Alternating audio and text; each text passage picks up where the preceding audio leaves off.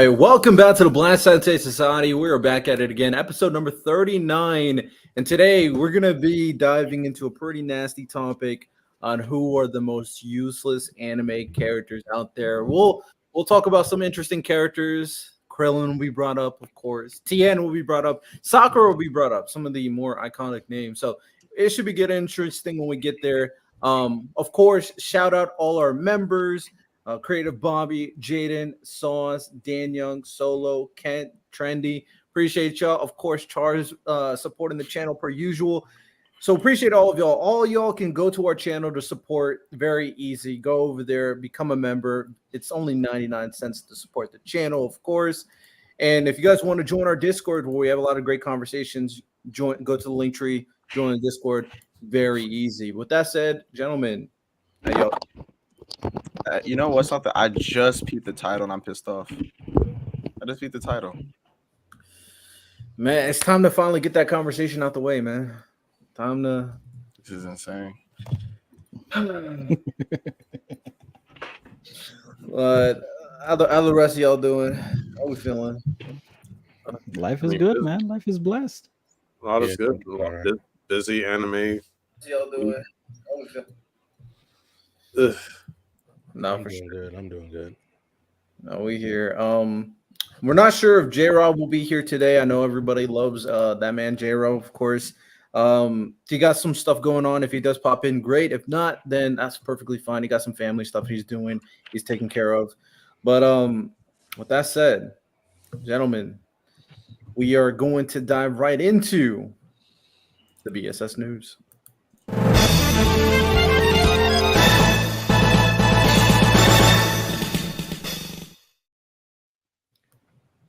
All right, y'all. For BSS news, I come bearing great news for Kagurabachi fans. So first and foremost, all volumes of Kagurabachi we getting reprints and Shueisha has filed for anime adaptation for Kagurabachi. And this really ties into something I want to go into with the weekly Shonen Jump rankings, right? So every week, weekly Shonen Jump posts rankings for how people rank the current chapters that came out. Now, at number 1, well, I'll start at number 10 actually. At number 10 is Me and Roboko at number 10. Memento at number 9, Sakamoto Days at number 8, Himoten at number 7, Yazakura Family at number 6, Kagurabachi at number 5, Witch Watch at number 4, My Hero at number 3, Banashi at number 2, and One Piece at number 1. Now, if y'all didn't notice that Kagurabachi at number 5, and Kagurabachi for the past few weeks has been struggling, but it has now recently got into the top 10 a few times. And then I want to tie that into the overall rankings and why it's such good news for Kagurabachi, right? For the overall rankings of Shonen Jump, One Piece is at number 1, obviously, but it has 1,000 chapters. Sakamoto Days has 170 chapters at number 2. JDK has 200 plus at 3. My Hero 400 plus at 4. Blue Box 150 chapters at 5. Banashi 100 plus. Yazukura Family at 200 plus. Witch Watch 150 plus. Me and Roboko at 190 plus. And at number 10 is Kagurabachi at only 42 chapters. It is by far the youngest series in the top 10 as the overall rankings, forget weekly, encompassing everything, is easily the youngest series and is at the top 10. So this leads me to believe with them Shueisha submitting Kagurabachi for an anime, it being in the top 10 the past few weeks multiple times, and overall rankings is at number 10. This leads me to believe that Kagurabachi is that next one. I'm good. Y'all thoughts on it? What do y'all think? Where do y'all think Kagurabachi will land? Will it be the next big shonen series? Because based on the numbers, it's looking like it. Kagurabachi. I mean, I feel like it has to be at this point because one, there's really not much competition. I'm gonna be honest. In terms of weekly Sunday Shonen Jump, what comes out every Sunday, there's really no competition. The other things I'm not really hitting, to be honest. And the other good manga I would say drop different days of the week. So Kagurabachi has definitely separated itself from the new manga. And it started off with being very hot because it was a meme at first. You know, people were just hyping it up just to hype it up. But I think now it's delivering. And I think Kagurabachi is very interesting right now. And it's really doing it's hitting very similar shonen type formulas, but it is doing it in a very unique way. So shout out Kagurabachi, man. Shout out. I don't know if this is nasty or not, but if One Piece is like Sakuna and JJK is like Gojo, or Naruto's like Gojo, Kagurabachi would be like Kashimu or whatever. Like he's like he might be like he was the best of his era, but we also see that there's like a drop off because like not that he's not strong or not that he's not dope, but like he's not Gojo. He's not like at the level of Gojo. He's not at the level of Sukuna. So I think like it could lead Shonen Jump and they could be successful, but I also feel like this might be more of a down decade. At least after One Piece, I feel like it could be. I don't think it's going to be as Shonen Jump's going to be as poppin' as it used to be. I think manhwas are going to probably run the show for a little bit. Well, let me say this real quick. I'll let everybody else go. So, notable manga it placed over these past 3 weeks. It placed over JJK in its final arc, some of the recent chapters. It placed over My Hero Academia, which is wrapping up beautifully. It's placed over Sakamoto Days, it's entering its final saga. Undead Unluck. It's placed over manga that are already fully established. So some people consider some of the best of this past generation, and it's been doing that for the past few weeks. So I don't think it's a lack of competition. I think it's just been performing well against some of the best in Shonen Jump currently.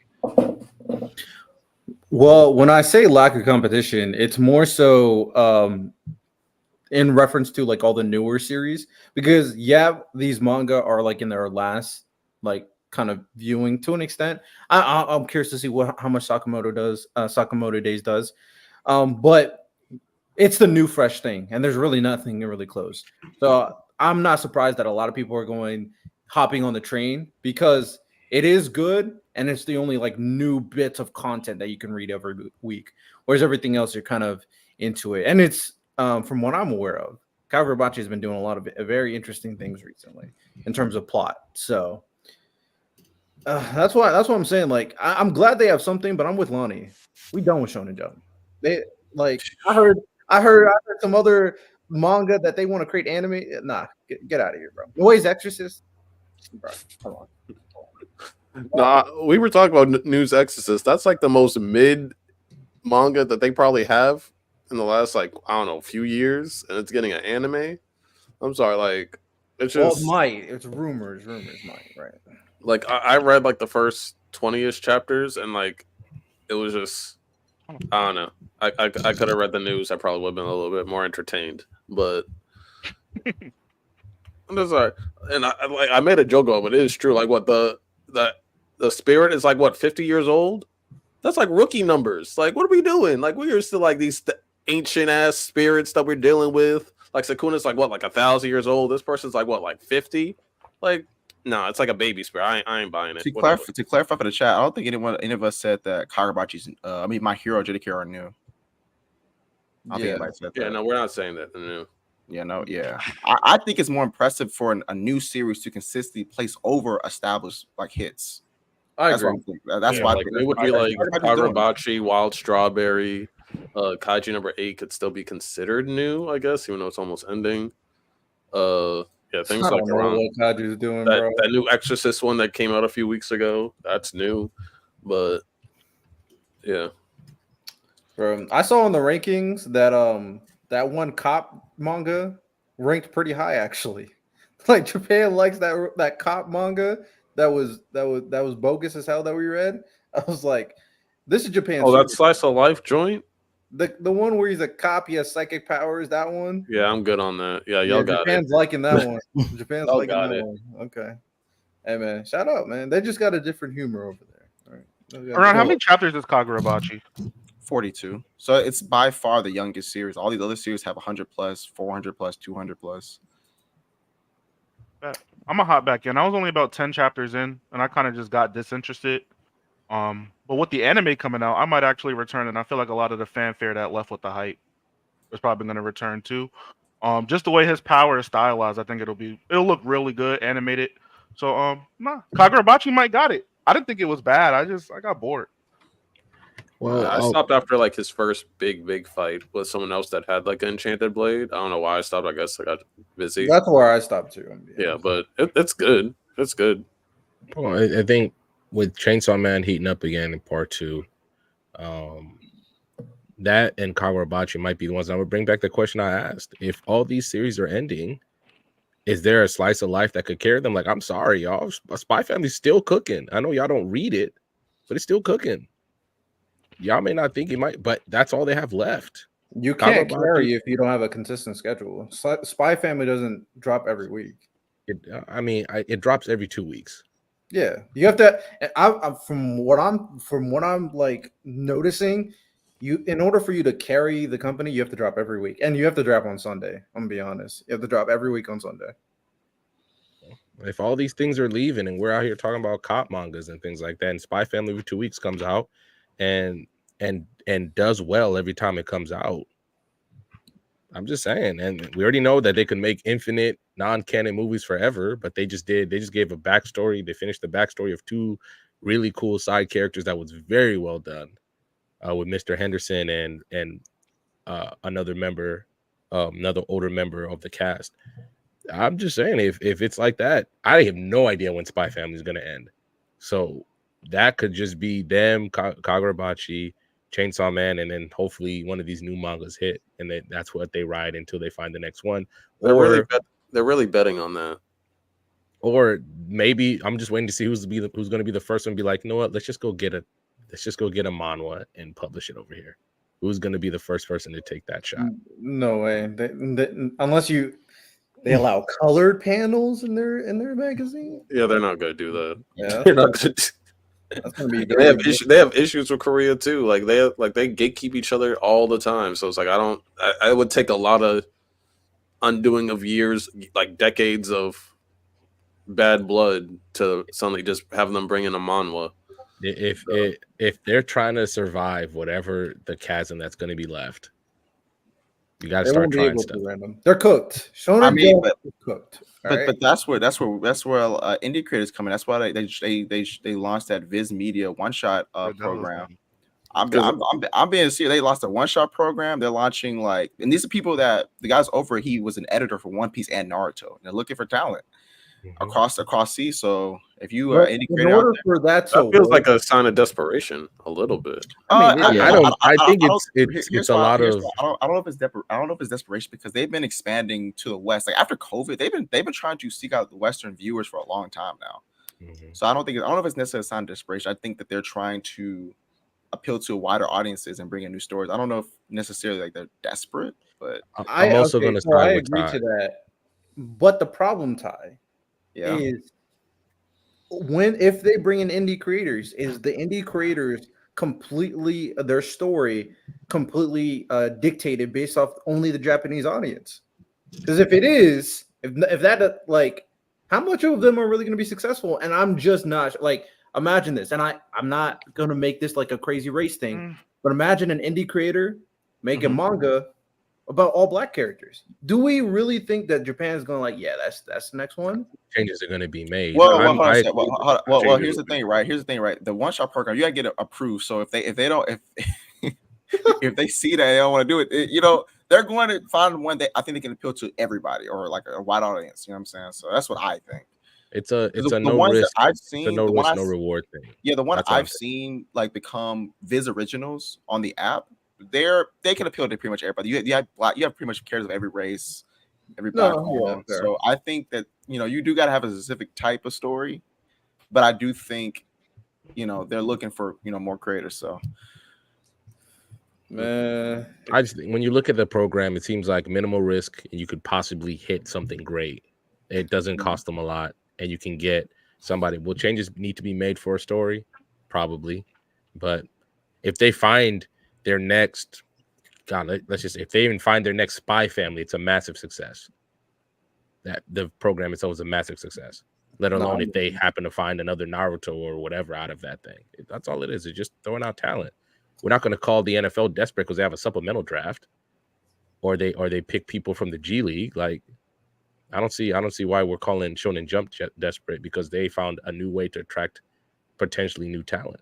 I think because everything's ending and their biggest IP, One Piece, is towards the end too. Something has to fill in all that revenue because Kagurabachi can't fill the revenue of One Piece, JJK, My Hero, eventually Spy Family. So you can say Kagurabachi can be number one, but who's gonna be the number 2, number 3, number 4? We don't know what's gonna be because they can't just ride Kagurabachi until the wheels fall off. Because eventually, I don't even think that story's gonna be super long. So they got that cop. They potentially have the cop manga. They have that Exorcist one. If those hit, then they can go. We just don't know right now because obviously we can't tell the future. But they've clearly got things that people in Japan like. Yeah, they're that are trying young. things. They're just gonna keep trying. It's not like they're. Yeah, go One ahead. Piece is right here. Mm-hmm. One Piece is like right here. This is where Shonen Jump is because of One Piece and all the other stuff too, but mainly because of One Piece. When One Piece is gone, it'll still be like high. It'll drop like here, but it'll still be over other like magazines. But you are not going to fill the One Piece for you. Absolutely not. So the question is, will they be able to stay afloat to still be the biggest magazine in for manga in Japan compared to like these other magazines? I don't know. We'll see. We'll see. I think so. I mean, if you guys think about it, I think this might be normal. I'm pretty sure they were thinking the same thing once Dragon Ball was about to. Dragon Ball manga ended like 95. One Piece and them didn't come out to like late 90s. Like there was like a 4-year gap that couldn't fill Dragon Ball's void until the big three, until Naruto and One Piece came. So were they still on top? Shonen Jump. I don't know. Yeah. I'm just thinking about like there could be like the next biggest thing. We just don't see it. I'm just thinking at the standpoint of I'm pretty sure they could have never guessed that One Piece would then pop up in a few years. You just probably just couldn't guess that. What I think I mean with One Piece ending and the amount of revenue that it does provide to that magazine company, to Shonen Jump, I do think that they'll stay afloat, but it does really open the door for parity in that aspect, with other magazine companies actually being able, because right now they're just not capable. They don't have that revenue coming in to even compete. I think with One Piece coming out, and unfortunately, and in my opinion, the lack of revenue coming in from other projects, it kind of opens the doors to all these other magazine companies to come and take that number one spot. Well, industry plan is gonna be coming soon, man. I'm telling y'all. Industry plan manga, and I think I low-key thought it was Kagabachi because Takahiko, the creator of Vagabond and Real and Slam Dunk came out talked about Naruto. Musashi Kishimoto came out talked about it. Horikoshi talked about. I'm like, is Kagabachi industry plan? I was like, bro, it was getting crazy. It was getting crazy. No, it's a good industry plan. I like the industry plan. But I'm just saying there might be another one on the way. So hey, Doja Cat was an interesting plant, but she hit. So all right. Well, let's move on to Agenda Hour.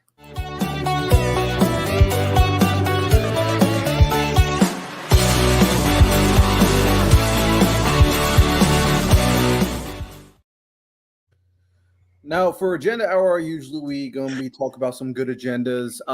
We also like to talk about stuff that you guys recommend. We have this, donation tier thing where you guys can send us something and we can talk about it. Obviously, answer a question. And we were suggested to watch Cyberpunk Edge Runners. Now, I talked about it a little bit on last week. I only watched the first 6 episodes. I finished it. I watched the last 4 episodes. I'm pretty brief. Ty's gonna talk about it as well since he watched it too. And Cyberpunk Edge Runners, I think, is good. I am not the biggest fan of some of the directions the plot goes in. And it made the ending kind of predictable, and it didn't help that like circumstantial clues from like I've heard, it made it pretty clear what was going to happen at the end. I'm be honest. I thought it was still an impactful ending. I will say one thing I really liked is Rebecca's my favorite character. She's a dog. Absolutely. They did Rebecca dirty at the end. I'm not that kind of pissed me off. I'm not gonna lie. I'm like, bruh. Man, I really like Rebecca. But I think there's just a lot of dumb decisions that were made, dumb choices that were made that kind of put them in the worst possible situation until everything just kind of messed up at the end. But overall, I think it's good. Animation's good. Music's good. Choreography's good. The adaptation's good. The fact that it's kind of an original anime is very impressive. But I thought it was solid. Not one of my favorites, but I thought it was a solid anime. Bro, I actually wrote some notes, man. I ain't gonna try to take too long, but I thought it was a solid. Like I kind of agree with Deb. It wasn't my favorite, but it was cool. Like the first thing I really liked is the world building. I think the world building for what they did in 10 episodes was really consistent, and I liked it a lot. Like the whole cybernetics thing, that was pretty cool. I liked how everything looked. Like it's one of those worlds that it looks cool. Like I wouldn't mind going to that city. And obviously, it's kind of wild over there, but it looked really cool. I think little subtle things like how they're like their dialogue, like saying like Nova means cool instead of pickpocketing, they say picksocketing. I laughed at that. That's really creative. So like their lingo fit the world. So I think that's really good world building. The MC David, so I liked his core wound being that he's poor and his mother dying. I think his financial situation tying into his mother dying because he couldn't get her the best medical attention because of that, and even it tying into him being bullied. I think him suffering financially was a good core wound because it affected almost every aspect of his life in that first episode. So I thought that was really good. I think his power was good because he had super speed, but had a good drawback, so it wasn't like overpowered, which made a lot of his interactions in battle pretty interesting. Soundtrack was really good. Now, for some things I wasn't the biggest fan of, I think that the end of episode 1 was kind of off to me because when he gets to the cybernetics thing, he puts in his back, he says, I want to get chromed up or whatever. The reason why that didn't really hit for me personally is because usually when characters make that transformation or they take on that role of whether it be edge runner, hunter, or whatever of a Viking and Vinland Saga, it is to accomplish something. Like Thorfinn becomes a Viking to kill Askeladd. Gon becomes a hunter but to find Jean. He kind of just put that in his body, and there wasn't a goal to. It wasn't to fix his financial situation or anything like that. It just kind of felt like he just did it. And maybe I missed something. That could be the case. And so if that is the case, someone can correct me. But I feel like when usually characters take on a role like that, it is to accomplish something. And I guess he just beat up his bullies, and that was kind of it. So that to me felt a little bit lackluster. And his role as an edge runner from that point on, it didn't feel as impactful as I feel like it could have been. And then the main antagonist at the end, I wasn't as connected with him. I would have preferred it to be that guy with the 3 eyes, just because we had to spend so much time with him. And then this other villain came out. I mean, it was fine. And I ain't gonna lie, they shouldn't have killed Rebecca. Now, I'm not saying it was bad or right. I just like, why? Like why? If he would have sacrificed himself to make sure they all got away, I would have. I just why not? Like because my thing is this, right? Falco and Lucy lives and not Rebecca. Like what? Yeah, I was like, I mean, okay, so Lucy living that was his goal, so that makes sense for sure. And one more thing I really liked, again, if he doesn't really have a purpose for the role he's in, I accept that as a story, fine. But something I do like is that, and I think it's one of the biggest themes in the story, is that he takes on everyone else's dreams. He took on his mom's dream. He made the top of the tower. He took on what was the guy's name? The black guy that died. Maine. He took on his dream by leading the Edge Runners, and he took on Lucy's dream about Pepperton. He is basically a character that made everyone else's dreams come true, which I think was pretty a beautiful message, right? But yeah, like just for Rebecca, like the fuck, like why she died? I don't see the purpose. It got me. I was like, wow. I wish she would have just lived. And they also the money. I could have crashed out over. Rebecca's my favorite character by far. So it's like I was so upset where they just, because I think everything she did in the story is great. I knew she wasn't gonna be David's girl. Obviously, that was Lucy, but I think she deserved more. I low key thought in like episode 8, if they made a sequel, they should make a sequel where Rebecca's the main character. And then they killed her in episode 10. I was like, damn, bro, that's crazy. Her death was so nasty. Yeah, it was so nasty. Okay, he should have chose Rebecca. I don't care what y'all say. He should have chose Rebecca. I mean, Lucy makes sense, but Rebecca Lucy makes sense, but Rebecca was the better girl. Rebecca was better. Rebecca was. I think she would have been better for him too, in terms of like. I think she would have kept him a little bit more grounded than Lucy. But that's just my opinion. But I still fuck with Lucy. I don't want to tear the series apart, but some of the frustrated. I knew it would make them mad. Decisions that Dave and Lucy make piss me off. Like they do stuff. I'm like, what the? You're making this way harder than it has to be, and it irritated the hell out of me. I'm gonna. No, I'll be nice to edge runners. I'll be nice. No, crash out, crash out. Because the ones you talked about earlier, like Go ahead. No, the ones earlier, I still wasn't buying him not what with the Tanaka stuff. If he would have put him back to sleep, then you could have argued that maybe Maeve still probably would have died because he was a psycho, but the other girl probably would have survived. So he should have done what he had to. But later on, after knowing everything about psycho killers and everything, and you were having the symptoms, and you're like, you just allow yourself to get worse and worse. Like, you're not. Why are you going so hard right now? And Lucy not telling him what was going on in the first place. Why is she being difficult? Like, if there was communication, if David didn't go so hard to, I don't even know why he wanted to go so hard in the first place. Just downgrade so you're a sane person. Like, what is the purpose of you doing I everything? think he was trying to take on the one dude's role. That's how I took it. Like, he was trying to like replace the black guy. He could have still done it without being super amped up. Like, it didn't seem like they were struggling. It didn't. I also feel like because he lost out, situation. I feel like it's like the second part is like the fact that he also lost that guy. I feel like he probably felt if he like lost those cybernetics that was his, he like lose that. That's how I connect. That's how I connected. I was like, that's so dumb, especially when you see him go crazy. I agree. Wish he went crazy. That's so stupid. Especially he went through a simulation where he went crazy and he still goes crazy. Like, bro. Yeah, but I think he had to use that upgrade to save Lucy though. In the end, ultimately, but you didn't have everything before leading up to that was unnecessary. You didn't. Are you saying like right after the time skip we see him all bigger? Like which part? Yeah, like we see him bigger. He's already showing signs. I'm like, why are you putting yourself in this situation where you're continuously getting more and more psycho to the point where he had to go to the doctor's office and almost kill them so he could pump him full of drugs? Like, you didn't have to do all this. Was not necessary. You didn't have to even take the job with Faraday.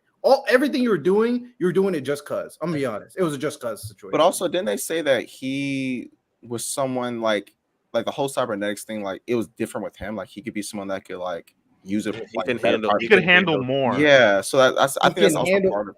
I think that's part of it. Like, what defined him in the story is like this aspect of him is just different. And now we probably don't have. It's only 10 episodes. So we can't dive too deep into why that is the case, but that's just what they're establishing. And also with the whole situation with that guy they were holding hostage, the only reason I don't have a problem with it is because he is not as ruthless. I said this earlier, but he's not as ruthless as the character. So him appealing to his emotions makes sense to me, right? It kind of like reminds me of like when Goku. Damn, it's like they took him out. They took him out. Dang. You want Cyber Psycho? Oh, did Kiwi betray you for no reason? Is that what happened right here? Kiwi betrayed you for no reason at all? Had no good reason to betray you? I think that's what happened. Because Kiwi just whatever. All right. Riddell's gonna be like me. He's gonna randomly get mad throughout the week about shit with Cyber. Like, it's just gonna pop in his brain.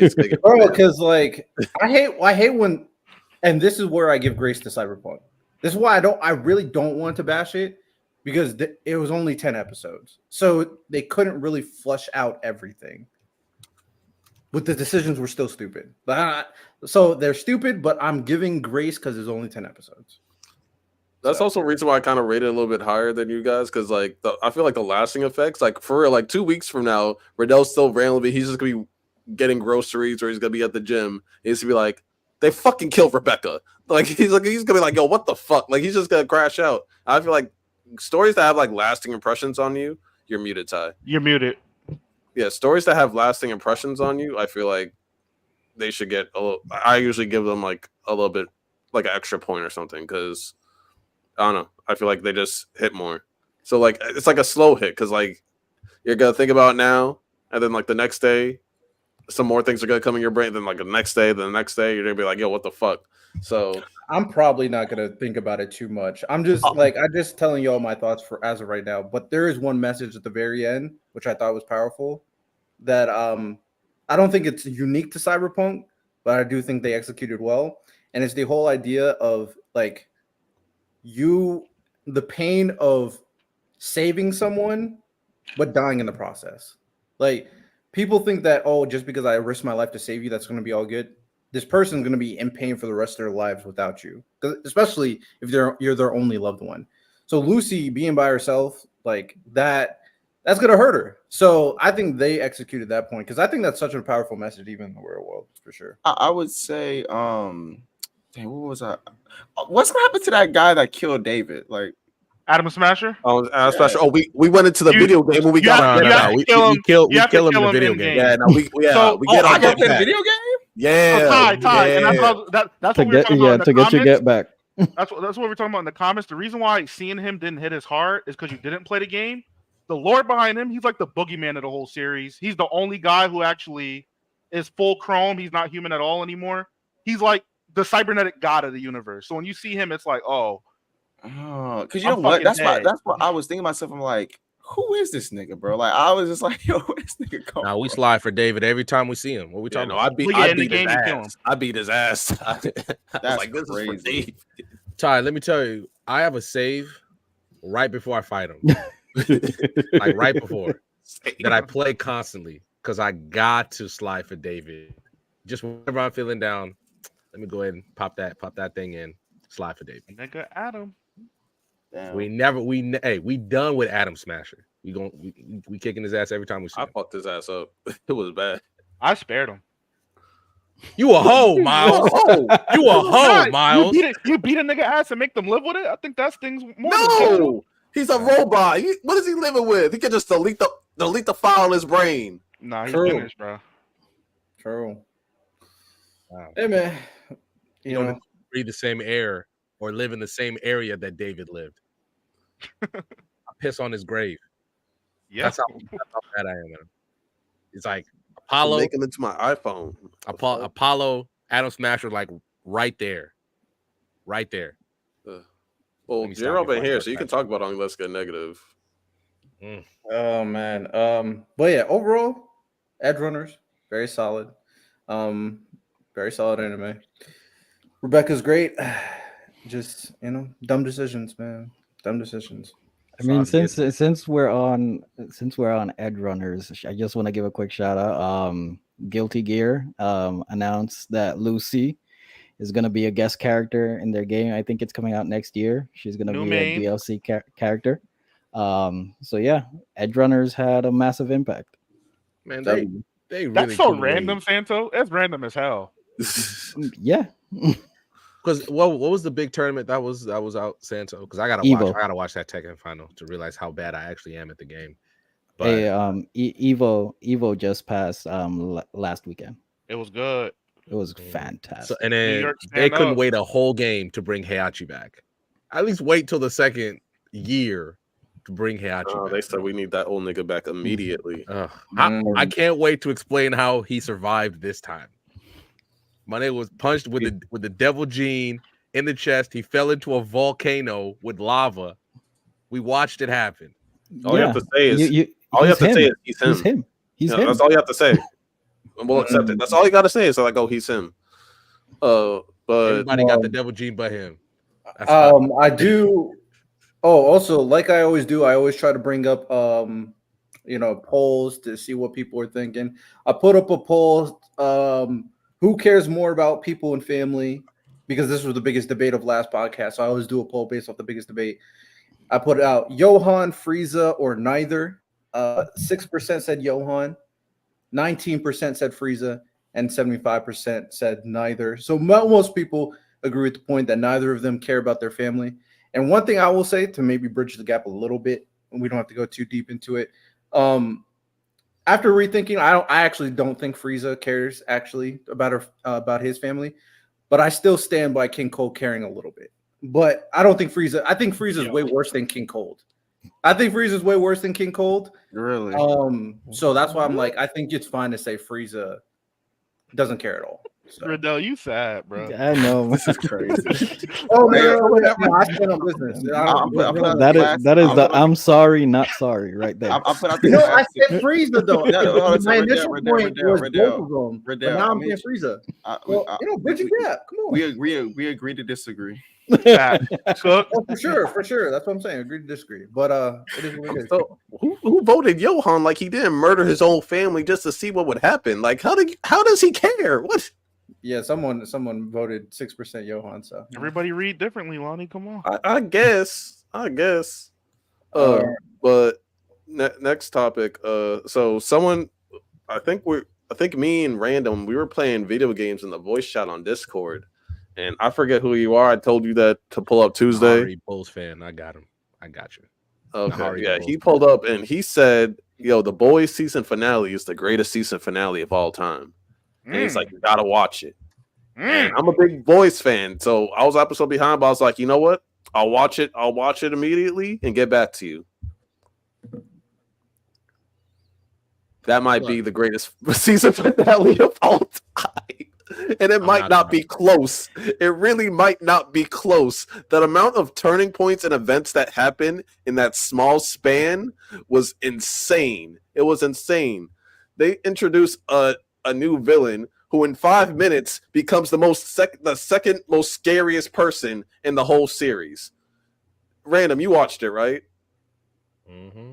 How psychotic was the shifter? How psychotic was the shifter? Because Ty, I need you to look at me when I tell you this. I need you to look at me. So this person, their ability, I guess, is like to like read the memories of somebody and like also like transform into them. Yeah, I saw it. I saw the voice. I saw the finale. You saw the finale? Okay. Yeah. So she kidnapped Spoiler Starlight. alert.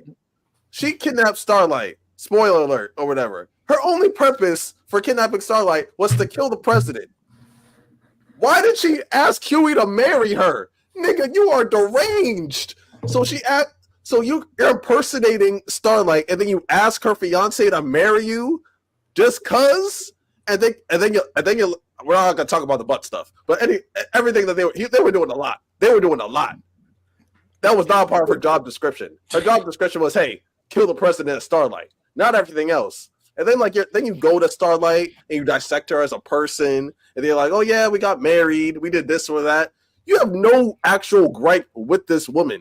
But also we see how like we also get like a fleshed out of their character really quickly, because she's like, I don't even remember who I originally looked like.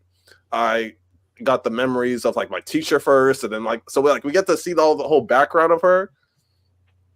At the same time, we also get to see like, yo, this person's deranged. You're doing this for no reason, and yet impersonate someone and then you ask them to marry you. That to me is like super diabolical. Jesus Christ. And that was the closest. That was the closest the shifter was to touching as much of the crazy comic book energy. Making Huey clap. Let me stop. That is such devious work. That was crazy. Oh, and like, Butcher killing my girl. Let that shit slide. I didn't like that. I was like, Butcher killed my boy's wife. That was like, yo, if I'm that shit, that's my wife, and you killed her for no, like, yo, they had a deal. They had a deal in place, and you killed her. And when the old girl started screaming at the last part of the show, I almost lost it. We haven't heard her talk in 4 seasons, and the first thing she's screaming is no. Her and Frenchie finally got together, yada yada yada. They finally expressed like how much they really love each other, how they want to be together. And then that bitch from Gen V, I hate your ass. I hate your ass so much for what you did in Gen V. And then you turn around and you do that to her and Frenchie. It was phenomenal. It was phenomenal. Oh my gosh! Look, it was. To say it's the greatest season finale of all time, I'm not gonna say that. I'm still partial to. It's up there though.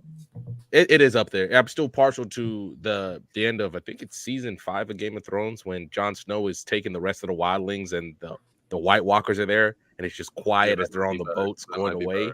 That to me is one of the best I've seen. I got to go back and read and like watch some stuff, but it's definitely up there. I can't believe Amazon let half that shit happen, let alone let the whole episode run like that. And you had to let the black guy get smacked with the dick? You had to let that happen? He's been through enough. He just wants to be back with his family. I mean, I don't know what to tell you, man. I don't know what to tell you. But back to anime, because I have a question for Miles. Because people have been asking me, even though I'm not the One Piece nigga, you are. Who do you think is that guy in the pen on the last chapter of One Piece that we don't get to see? That's holding the sword.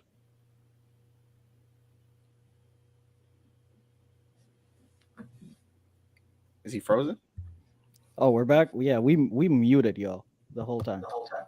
Y'all muted? That is rude as hell. Yeah, you guys was. What do you mean it's rude? I'm not caught up with the boys. Damn, That's your fault. Yeah, so I muted you. Of course I'm gonna. Miles, did you hear my question? No, I'm trying to watch the last season, so. Oh, okay. No, my question it's a One Piece related because people have been asking me. But the last panel of the One Piece chapter, who's that mystery guy holding the sword? Because we saw Shanks, we saw Luffy, Blackbeard, and all the regulars, and we also saw that that Holy Guard Knight that we think is related to him. But who was that guy that they left? Who do you think that is that guy that they just left in the dark? Everybody has their own theory. Everybody's been making them, and obviously nothing's going to be concrete.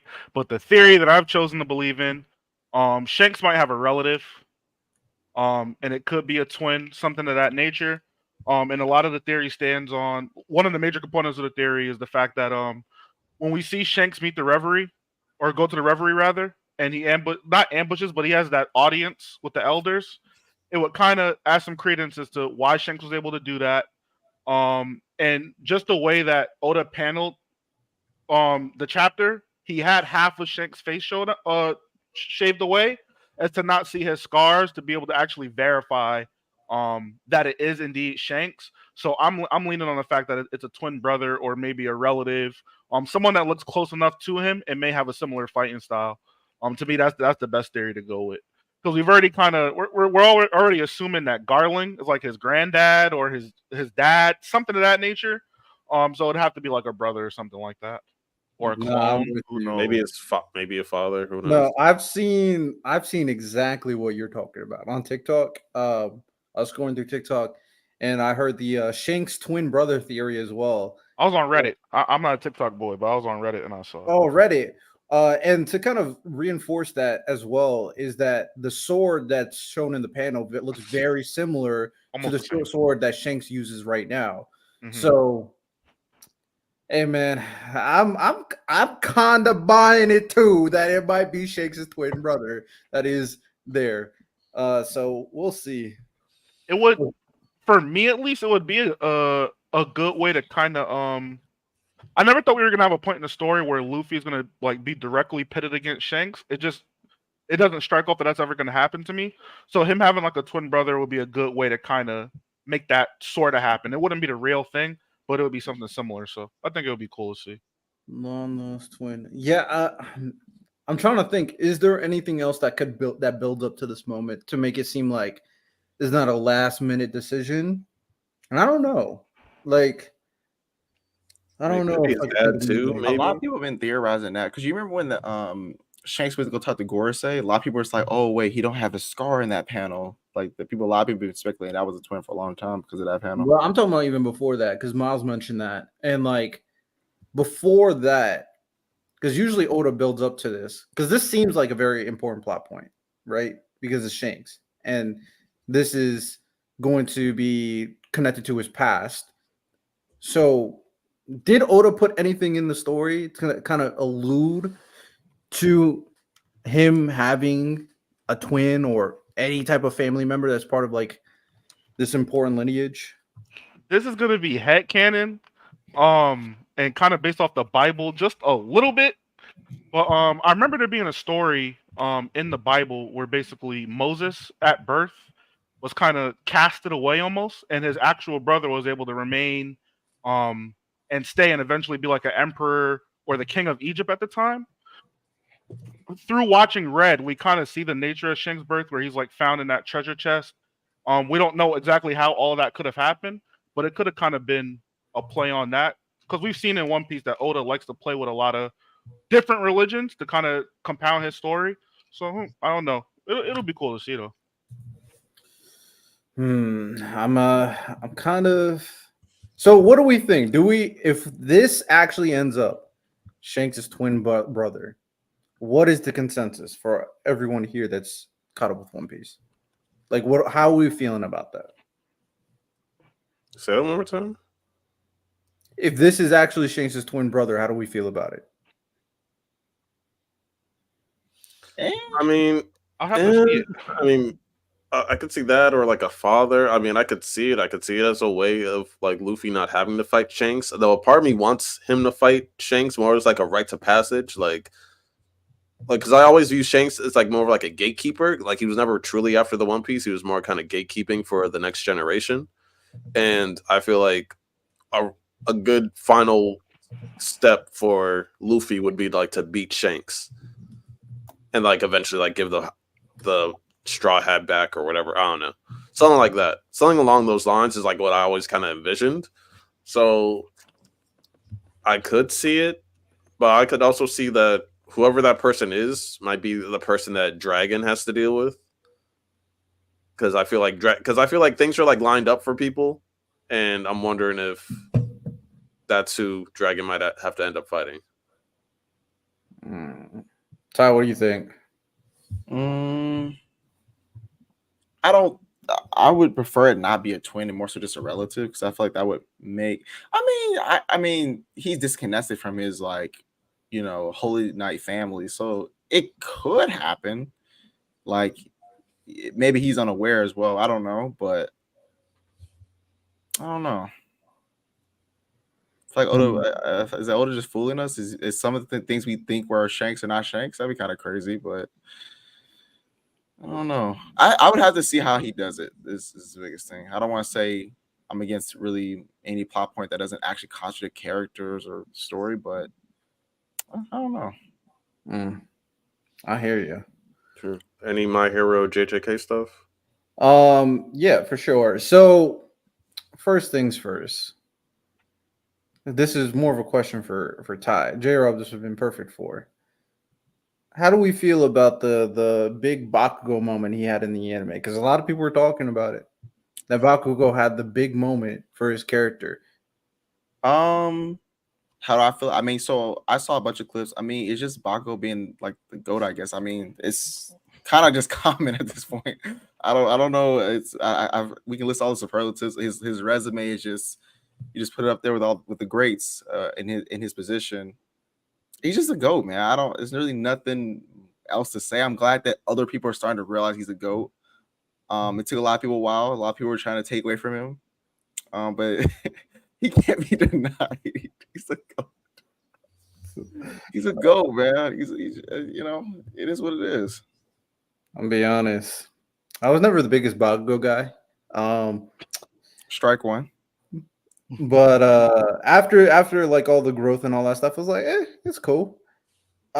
Strike two.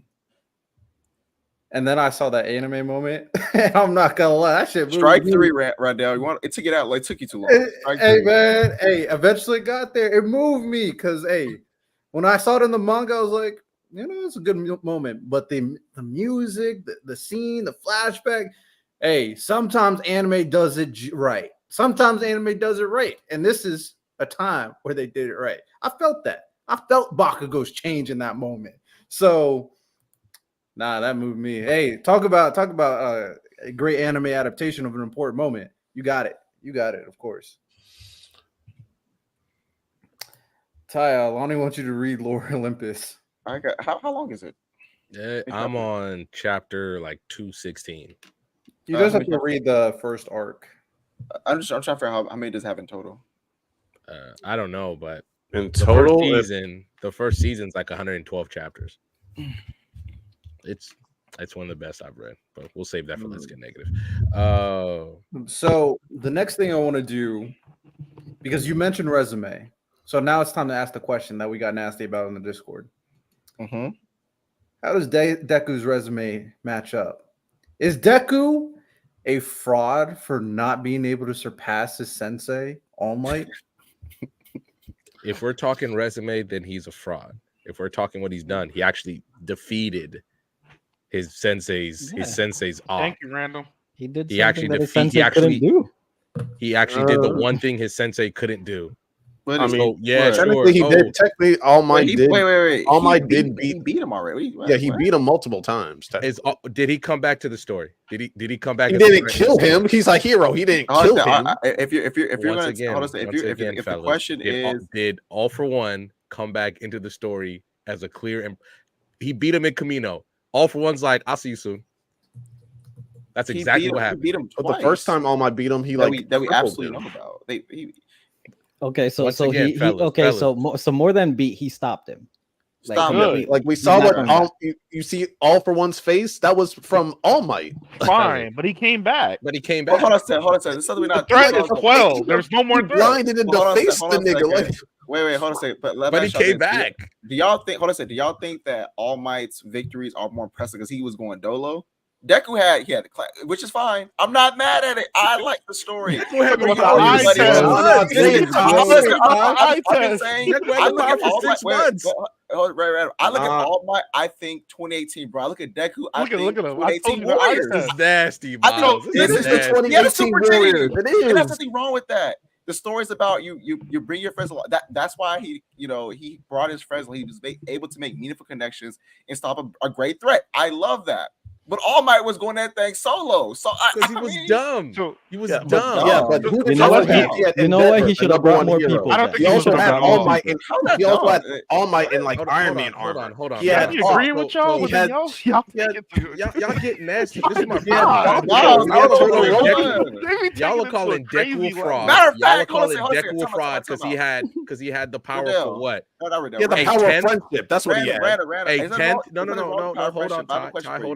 hold on. We're calling Deku a fraud because we're calling Deku a fraud because he only had the power for like 6 months when All Might had it for years and still could not put away his biggest That's not a good angle. That's He not a did good put him angle to away. hit. He Random. put That's him not a away for good like angle. decades.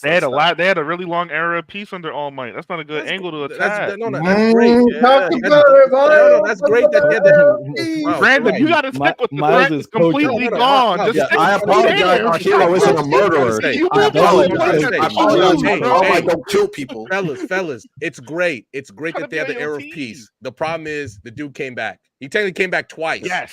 So you Stay wanted there. All Came Might back to kill him. You wanted All Might to kill him. You wanted him to he's still a threat. He was still a threat the whole time. Is All Might is All for All One a Might threat thought anymore? he killed him. That's how badly he hurt him. Is All for One still a threat in the story after Deku got done fighting him? No, because he killed him. Thank you very much. Miles, I got a Lonnie, question. are you taxing Deku for killing All Might? I mean, Nah, for I'm comparing heroes. I I'm comparing just- heroes. But here's my Twilight point, World right? right Ask my now. question. Here's No, my I'm Nasty as saying hell, like man. he's taxing All Might for not killing. About to be a He nasty did question. finish the story. He did finish the Let's story. go. Randall, here's my thing, right? Again, I just think it's just Deku's great, right? Him and Bakugo are the greatest heroes of all time, right? But by All Might submission, right? But I just think that it's just levels to this when you go in there dolo and you issue an era of peace. Also, this victory over All for One is also on All Might's resume because he helped as well. Like All Might helped in this battle. They don't win without All Might. They just That's don't, great. right? But So when the chips were on the table, I didn't see when the chips were on the table at the end. I didn't see Iron Man All Might fighting Shigaraki. He was cooked. I let you go. This defeat of All for One is on All Might's resume as well. It's on Bakugo's resume. It's on Bakugo's resume. It's on Class 1A's resume. It's on the Vestige's resume. It's on all the damn resumes. This sounds like a Kanye album. Yeah, no, here's the thing, right? If you want to say that Deku was the Finals MVP, You were the glue guy. Yeah. he's on the Finals MVP. Sounds like a That's Kanye fine. album.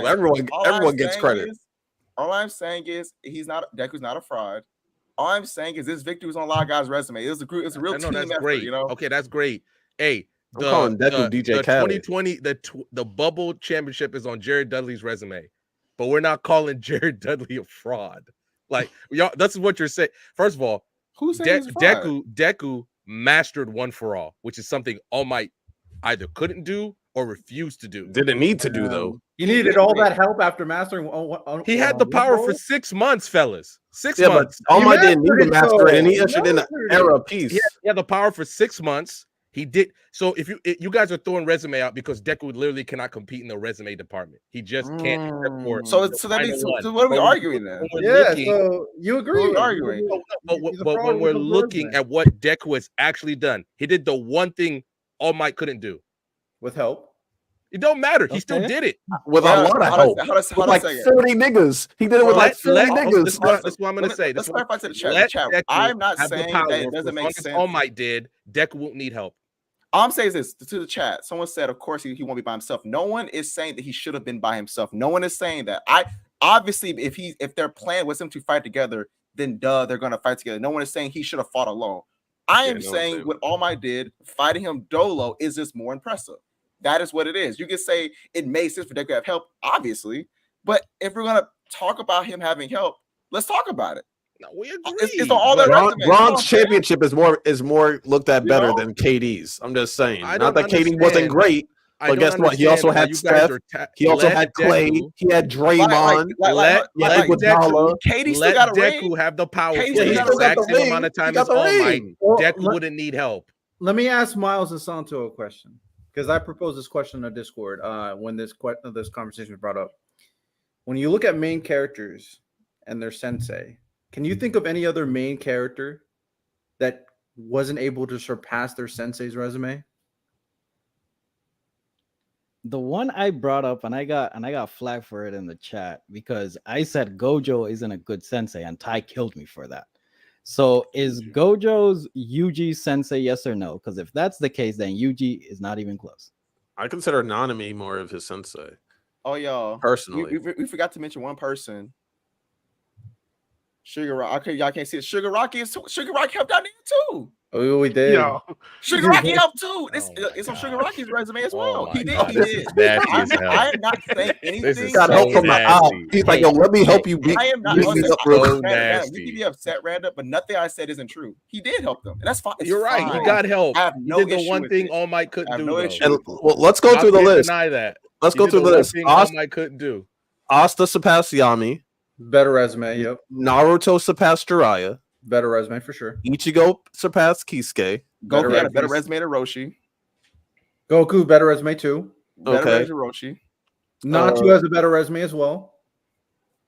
Was like Natsu surpassed old Gildarts, I guess you could say. Hold on a second. You can take Gildarts. He surpasses Y'all resume count for sure. Yoruichi and Kisuke. Each got a better resume than them.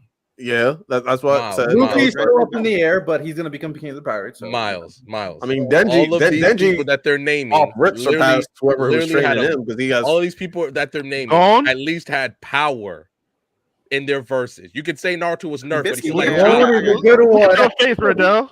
Goat is a good one. Look at your face, Riddell. Goat is a good one. Goat is a good one. This is crazy.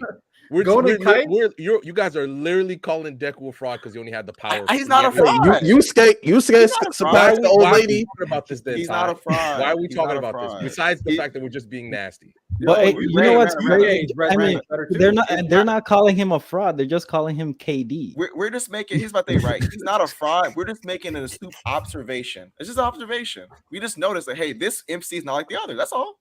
He's not a fraud. That's tough. I just think. I mean, but he did stop him though.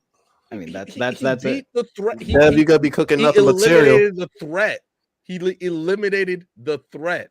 All Might always made it to the finals. Finished off the it's like having the game-winning layup. Like you did. It don't matter. He did it. All Might didn't. Yeah, he did it. Off a great assist from Bakugo. Off a great assist from Bakugo.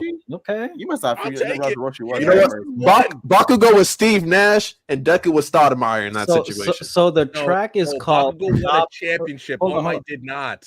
So the track is called All Might did not win the championship. The main artist is Deku, featuring all the other guys. Yeah, he's like DJ Khaled. DJ the main guy. We the best. We call it Deku DJ Khaled? We the best. We call it Deku DJ Khaled now? This might be a little nasty. We call it Deku DJ Khaled now. That's what we doing. I got a question. In terms of the final arc, did Deku do the most work against All for One? Did he? Was it not Bakugo? That's valid. I gotta finish this arc tonight. I'm sorry. That anime moment moved him. He's coming. I was just saying, was he really the main character? If Deku literally doesn't do what he, if Deku literally does not do what he does, he holds Shigaraki's hands through half the final arc. Let's be for real. He holds hands with him. It's not stopping Shigaraki. So proud right now. Everybody loses. Well, we're talking about everybody. And guess what? Yeah, we're talking All for One. Bago couldn't finish the story either because All for One came back. Well, hey Santo, you know who else held like the main op back that people call a feat. Was it TN when they were saying, God. TN was holding back? Like how Deku was holding back. I don't Lonnie, you know see- what you're I doing. don't want to see a so story. nasty. I don't know. I don't want to see a story where Baku isn't there, and then and then Deku's fighting Shiragi, and All for One pulls up. I don't want to see that story. I don't want to see that story. That's a sad story, Ty. That's a sad story. Nasty story. No, y'all can just be nasty. I don't know. Deku's resume. All in Deku, DJ Khaled, and KD is nasty. When he's literally doing the one thing. DJ Khaled is very successful. Respect DJ Khaled. DJ Khaled got no We bars. the best. Hey, spit a DJ Khaled bar right now. Yo, I can't do it. That's right. One. I'm so hood. That's it. That's all I got for you. That's all I got for you. That was T-Pain. Oh, true. I have a question. I got nothing for you. Random. What are we doing here? Random. If I peel off Bakugo, how does the war go in your opinion? If you peel off Bakugo, yeah, just take him out. I don't know. I can't write the story. I don't know. Now you don't know. Now you don't know. I don't know. Okay. Okay, Ty, how does it go? Wait a second, because I gotta jump our little brother Dev real quick. You're wrong. Shiggy never changed his viewpoint. He literally says, "I'm not." He literally says, like his dying words are, "I still don't change. I still not changing how I view things." He literally did. He literally said that before he got one shotted. This is So. Who did more work, Earphone Jack Girl or Deku? Oh, that's gross. That is gross. Go ahead. That is disgusting. I'm just playing. Yo, she did a lot. We talking about the girl who lost half her quirk? All right, bro, you got it. Work. You got it. I'm about to say, Wow. yeah, man. Listen, Deku's that guy. Hey, no, let's be honest. Uravity, Uraka, or Deku, because without her, the war is over. Without her, they lose the war because Toga copied the clone guy's quirk. What's his name? Nah, I can't go final war. Like in terms of war, Deku was holding back Shiggy. But in terms of All for One, I mean that's I'm saying without her, the whole war is lost. Either with or without Shiggy. Job either. All for One came back again. All for One came back, and then Deku you wanted the symbol of peace to murder somebody. Damn. Literally, the symbol of peace couldn't finish the story. Speaking of finishing the story in regards to My Hero Academia, we know My Hero Academia is going to end in the next 2 weeks. What are some final storylines do we want wrapped up from My Hero Academia before it ends? Deku's daddy? No. Be serious. No. Yo. Nobody cares about Who is that nigga? Who cares? Who cares anymore? Who cares? He's one of the worst fathers in existence, bro. Well, who is? How do we know? We haven't seen him. Yeah, I know he exists. We haven't seen him. He literally could be sending child support. Where? They could be overseas. We don't know. I mean, they live in a house. You saw where they live. Yeah, they have a house. They're not poor. I don't think they're poor. Yeah, you see all those special edition All Might figurines he got. They ain't poor. Are they rich though? I need Baku number one here. Listen, man. He already got the greatest hero title from All Might, but the number one title be icing on the cake, man. Okay, so I'm gonna go around the room. What is one thing that you want? Not what you think will happen. What you want before My Hero ends. We'll start off with Ty. I mean, I got everything I wanted from Bakugo. He's just a GOAT, but having number one here, Ty, why not? Throw it on top. Throw it on his resume. You know what I'm saying? Let's get an MVP on there. Okay. Random. Mineta out of UA. That's just me. What'd you say? Hey. Mineta out of UA. He hates Mineta. Mineta matters. Mineta didn't do nothing wrong. That hate crazy. We hold on. So we just gonna pretend like he wasn't brainwashed in the story. Oh my gosh. Let it go. Let it go. Hold on, fellas. We need to let it go. What's the most significant thing that Mineta did in the story? He's a support character. Help get Deku back. What? Make people smile. Significant. Oh, so we taxing Deku for getting help against All for One, but nobody taxes Star. No, that's not the main character. You asked what he did significant. I'm saying him helping get Deku back to UA was very significant. Man, he said 3 sentences of Deku left. I answered your question. He said 3 sentences of Deku left. He didn't like your answer, Ty. I guess he liked my answer. I guess I didn't answer your question. No, he said 3 sentences and he left. You asked me a question. But that literally could not have been there. Nothing changes. Rand, did I answer your question? Mm. Mineta did. literally that entire. So Ty, you're telling me right now if Mineta no, Ty, answer my question. You did answer the first one, so answer my second You one. didn't answer mine. No, Okay, what was your question? Ty, what was your question? What was your You question? didn't even hear it. He didn't even hear I it. apologize. Bruh. I said, did I answer your question? Yes or yes, no? you did. Yes, you Yeah, did. there we go. Right. I So, love to so answer Ty, your question. here's my follow-up question. If Mineta literally did not exist, does anything change in that situation that you used him for? If he doesn't exist, If he's not even there, let's just say he just stayed at UA.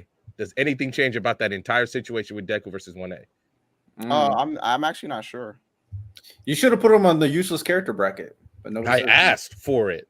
But Krillin Somebody on didn't here? put him on there. Golly. I didn't see his name, man.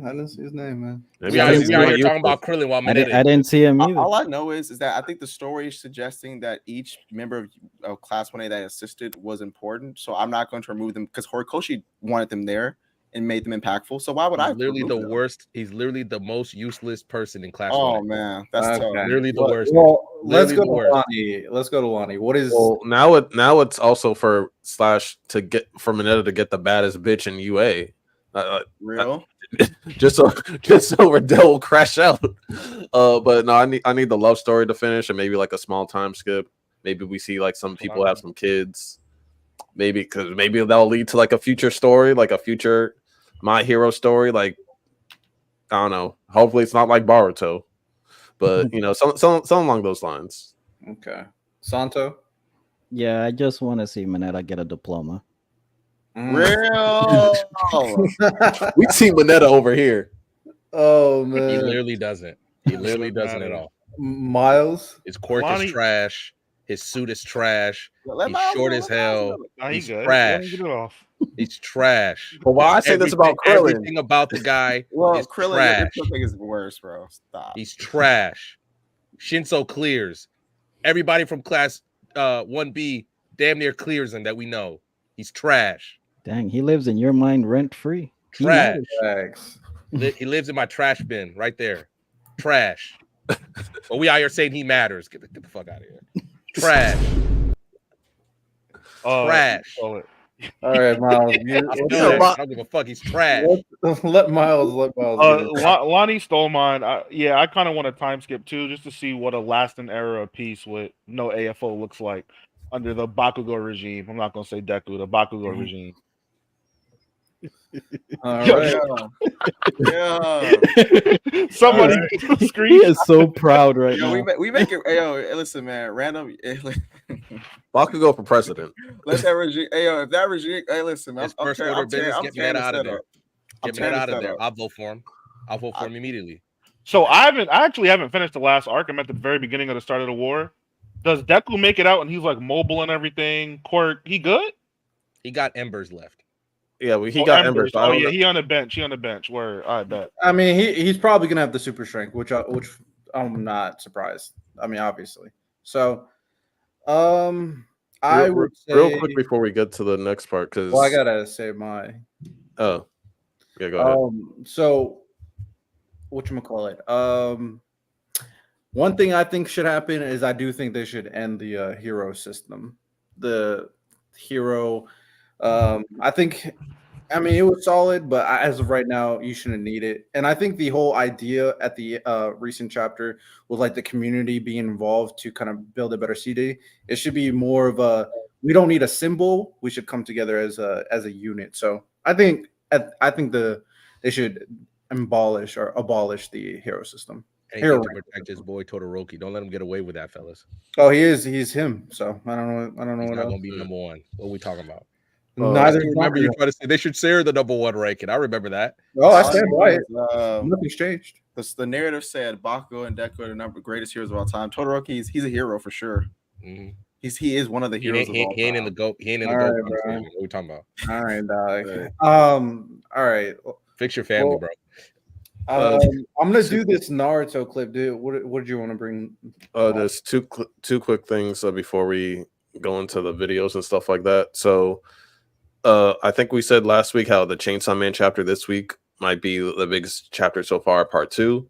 We were kind of right at the end, the last part, because we saw like in part 1 with Makimo saying how Chainsaw Man ate a lot of things that made a lot of people forget about things like certain diseases, bombs, like I think the atomic bomb, Nazis, people forgot about in history. And then we see at the end, for some reason, he ate the ear devil. I don't know who the hell is scared of ears. I don't know why that devil's even out there. But now nobody has ears, but they can still hear. So I'm wondering, like, what else? Because he's on a rampage right now. So I'm wondering what other destruction he's gonna. Well, we talked about it. I think I called it. He was just gonna tear through this demon unit or this devil unit, and then he's gonna fight the true nemesis or whatever in Asa. Or because you saw that she tried to, the war devil looked like she thought she was gonna switch back to Asa, and then she didn't. And then the last panel was her smiling because now they're gonna scrap. Yeah, so but then she touched her ear. She's like, "Wait, why are your ears gone?" And then she touched her ear. She's like, "Why are my ears gone?" And then she started smiling. She's like, "Oh, it started." She's in. Yeah, so the big fight's about to happen. And the last part, Kaiju number 8, I kept on saying like I feel like how we're gonna get a little something. Like I don't think that guy's the last villain. In the last chapter, we saw Kafka go in that berserk mode that he said he can only do for 1 minute. He's fighting Kaiju number 10 or whatever. I thought it was 9. Was it not 9? It is 9. Yeah, Kaiju number 9. And Kaiju number 9 was like checking him out. He's like, "Wait, you're a type of Kaiju." He's like, "Somehow your attacks are hurting my regen abilities. You're doing this, you're doing that. You're a Kaiju that's meant to kill other Kaijus. That's what kind of creature you are." So how did that Kaiju come about? I feel like I feel like they wouldn't just drop that for no reason, saying like his Kaiju's meant to kill other Kaiju without giving us anything more. So I feel like eventually we are like pretty soon after this fight, we're gonna see who the real mastermind behind all this is and like how Kafka got that Kaiju and everything like that. So I feel like Kaiju number 8 might last a little bit longer than we originally thought. No, I mean I agree. I already said that they introduced that one samurai Kaiju, so they gotta address that. But if it does end early, then that's a huge fumble. I'm being honest. So we'll see. I'm not moved. It just pops up. I'm like, oh, another Kaiju chapter popped up. I don't even know. I try to keep up, maybe have a schedule. It just pops up when it pops up. Wait, Mystic Johnson said everyone went deaf. Did I read that? Did I read the chapter wrong? Did everyone go deaf random? I just thought but I thought she couldn't hear Asa anymore. That's why she was smiling. I didn't know that everybody. If the world now is just deaf because he ate the ear devil, that would be crazy. If the whole world is just deaf now because of Denji, people gonna be out here putting their Naruto signs out now. Watch, that's how they're gonna be communicating, bro. W Naruto reference. Speaking of Naruto, I was about to say, did y'all read Boruto? Oh, you mean the Boruto chapter? I didn't read Boruto. I read it. Oh, did I read Boruto? Oh. I think you did because we talked about it a little bit. Or less, that was Miles I talked about it with. Oh, yeah, I said Boruto. You said he was broken. Yeah. Yeah, that's what I said. I mean, they shot him in the back too. Oh, okay, yeah, I remember. Yeah, I mean, he's broken, but at the same time, it's not OP because the fact that like he has to stay stationary to use these techniques, I feel like that's a good condition. Mm-hmm. So I'm not mad at it. It is interesting how like because it's not necessarily sage chakra because he doesn't call it sage chakra, but like it's like he's using the chakra from just the earth itself to use these attacks. But apparently, if he does it wrong, he can destroy the world. So I guess he is planetary, unlike his dad. So just I don't know. I'm not mad at the brokenness because like they explained it well, but also Konohamaru, I don't know how to feel about it. Because it's not his fault. He's just there to assist niggas. Like he's not even there. He's not. It's not his fault. All the Boruto characters other than Boruto are trash. So. I feel like he's just like a backup point guard. Like he's not like a main like his biggest feat so far was a Rasengan shield thing that just like stopped something like it stopped a minor attack or something like that. That's all we've seen for Konohamaru. That's more than Kawaki did this arc. So fair. Fair. So I don't know. I am worried because it's like we see just a whole group of mid. So unless they're gonna catch up soon, I don't know. It's just gonna look like Himawari and Baruto gonna have to carry these scrubs throughout this rest of the story. So Oh, we've been through this. Also, the Kishimoto definitely YOLOing with the Rasengan. It's like, maybe this kind of works with the Rasengan barrier. Oh, I can mess with the rotation of the Earth. Hey, man. That's Anything that- evolution. You hating? That's evolution. No. You know what? Get creative with it, man. What else are we gonna do with the Rasengan? Fucking I don't know. Let it Rocket die. Come arrow? up with something else. Let it die. Just keep it as the Rasengan. Come up with some other shit. This is like 2024 basketball. The Rasengan that we saw, that was what plumbers and janitors were using. Now we're seeing the real shit, real applications, real evolution. We done with the Rasengan. Yeah. We done with the Rasengan. Hey, man. I'll give it credit. These are some unique ways to use the Rasengan, so I'll give it to you there. But yeah, Boruto. Yeah, everybody's irrelevant but Boruto. So it's like Himawari. So she's Chakra Jesus. So still hoping they explain Himawari well. Oh man, I gave up on Boruto. I shouldn't have this much. Because I was talking to Ty. We were in the Discord. And when Boruto came out, and we were talking, and the chapter came out, Ty was like, "Why do you sound so irritated that you have to read Boruto?" I'm like, "You're right. I don't want to read Boruto, but I got to." That's how I really feel about this. So frustrating. Bro is in a bad relationship with Boruto. Fact. This man said, "Man, fuck Boruto came out." I'm like, "Damn, like why you ain't gotta read it?" Say what you want about. Say what you want about the GOAT Kubo, Riddell, but I'd rather not read anything than just read nonsense all fucking day. I'd rather not read shit and hope for peakness than read bullshit hoping for peakness. Okay, you opened up the floodgates, so might as well. Ty, tell him about that man, Kubo. This is not me. We know Kubo live. This is not about me. Listen, man. We were just having a conversation. And I was like, he was bringing up the one shot. I'm like, that one shot's probably never coming out. And the reason I said this is because he probably did the one shot for something special for Bleach. Looked it up, it was because for the 20th anniversary. I'm like, okay, that makes sense. He's probably not gonna have it come out. And then Lonnie and other people have said that, oh, he's gonna drop it. He just said he's gonna drop it when no one asked for it. I'm like, Kubo, when is that ever gonna happen? When will you have fans not ever asking for the one shot to get for you when you're done? So to me, I think it was just a nice one shot for the 20th anniversary celebration. Now he opened up a massive can of worms in that damn one shot. I think maybe if you weren't gonna ever bring it back, but it also could be a marketing scheme because people are now talking about Bleach more since that one shot because of this new idea. So it probably brought more sales to Bleach, got people talking about it, which I think is smart. But do I think it's gonna come back? I personally don't. You definitely got more people to go to that museum. Oh my god. So Don't crash out, Lonnie. It's okay. Oh god. No, so my headcanon is, and this is not implausible, but I have doubts that Hell Arc is coming out anytime soon, if at all. But we know in terms of what Kubo's doing right now is that, well, reportedly he's working very heavily on Core 3 of 1,000 Year Blood War, to the point where they're saying that he's basically almost rewriting a lot of the stuff. And the studio, they said themselves, are like, we've never had to deal with this before, because we have manga panels for reference, but he's just coming up with instance after instance, fight after fight. Like, he's low-key just rewriting the end of 1,000 Year Blood War for them. So that's what he's mainly focused on. We also know that he's also working on Burn the Witch, which is in terms of the years, it's probably a decade after 1,000 Year Blood War. But that's also when the time skip is. And we also know what Burn the Witch, they're the Soul Society of Europe. So if that is around the same time as Hell Arc, but he's also working on Core 3, my headcanon is after he's done working on the anime, he's gonna eventually I think he already said that he's gonna start doing more with Burn the Witch after that, but then everything's gonna end up connecting.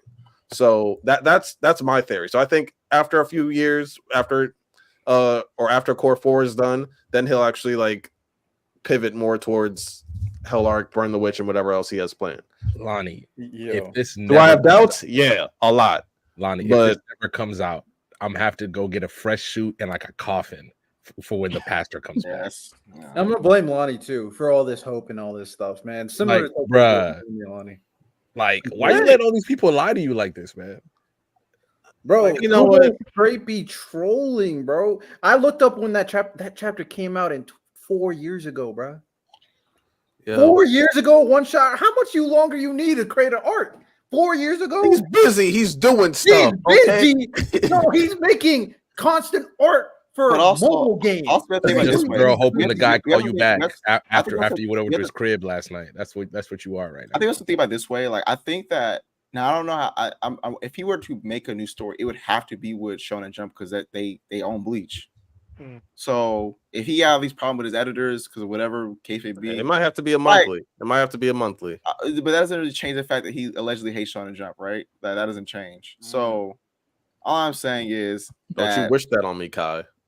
it's It's gonna happen. probably No, you I might would be- just say Bleach ended chapter 686. Let's just end it there. And that one shot was a fan manga. You know, Hey, if that's the case, Kubo. if that's the case, I'll accept it. If that's the case, I'll accept it. Kubo, when are you gonna come up with new chapters?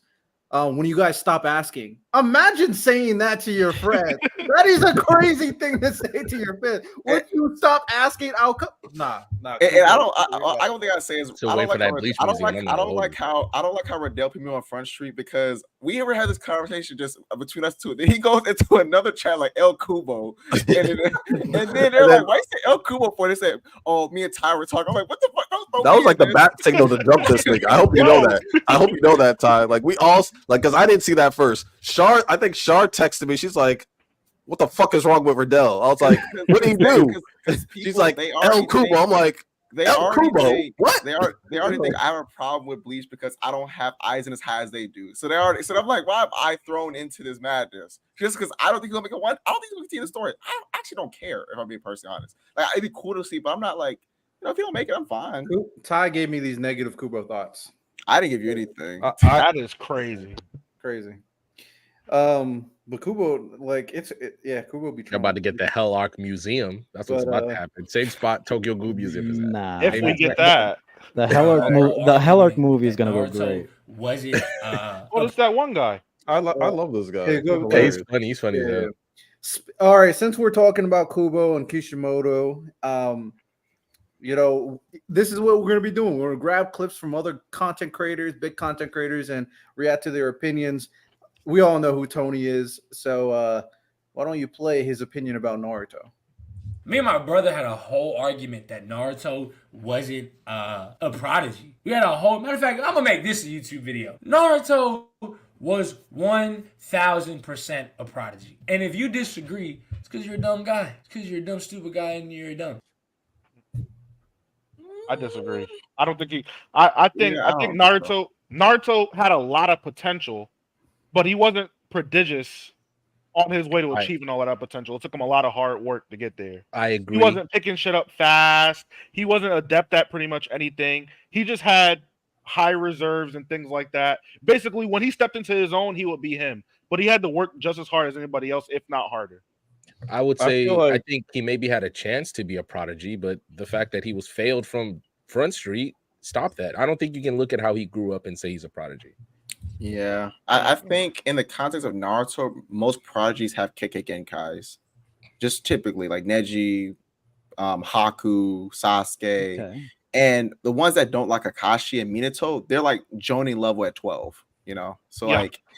So they're like the ones that don't have Kekkei Genkais are damn near Anbu level at like 11. So like if you're not that, I think he's not a slouch. I think I agree with Miles. A lot of potential, talented, but prodigy. I'm thinking the Obitos, the Sasuke's, people with Kekkei Genkais, or if you don't got no Kekkei Genkai, you damn near better be Jonin level before you're a teenager, which is what typically it is. So he's That not would be the bar. Yeah. So- What does Leon mean?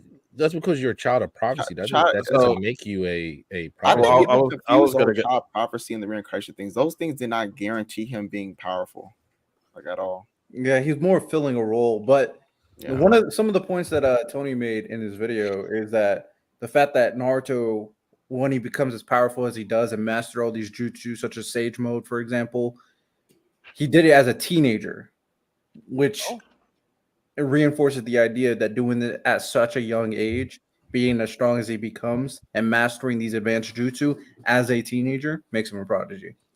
So the conflicting thing with Naruto is because like we usually see like with especially in the Narutoverse, if you have like goated parents and stuff like that or a goated bloodline, you have a good chance of being one of them ones. And his mom was the former Jinchuriki.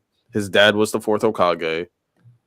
His mom was also from the Uzumaki clan. So like he was set up for success initially with the big chakra reserves and the bloodline and everything like that. But then he gets nerfed because of all his chakra has to be held to contain the nine-tailed fox. So without the if he was born without the nine-tailed fox, would he have probably been a prodigy? Probably, because he would have been able to control chakra better at an early age. He would have had better.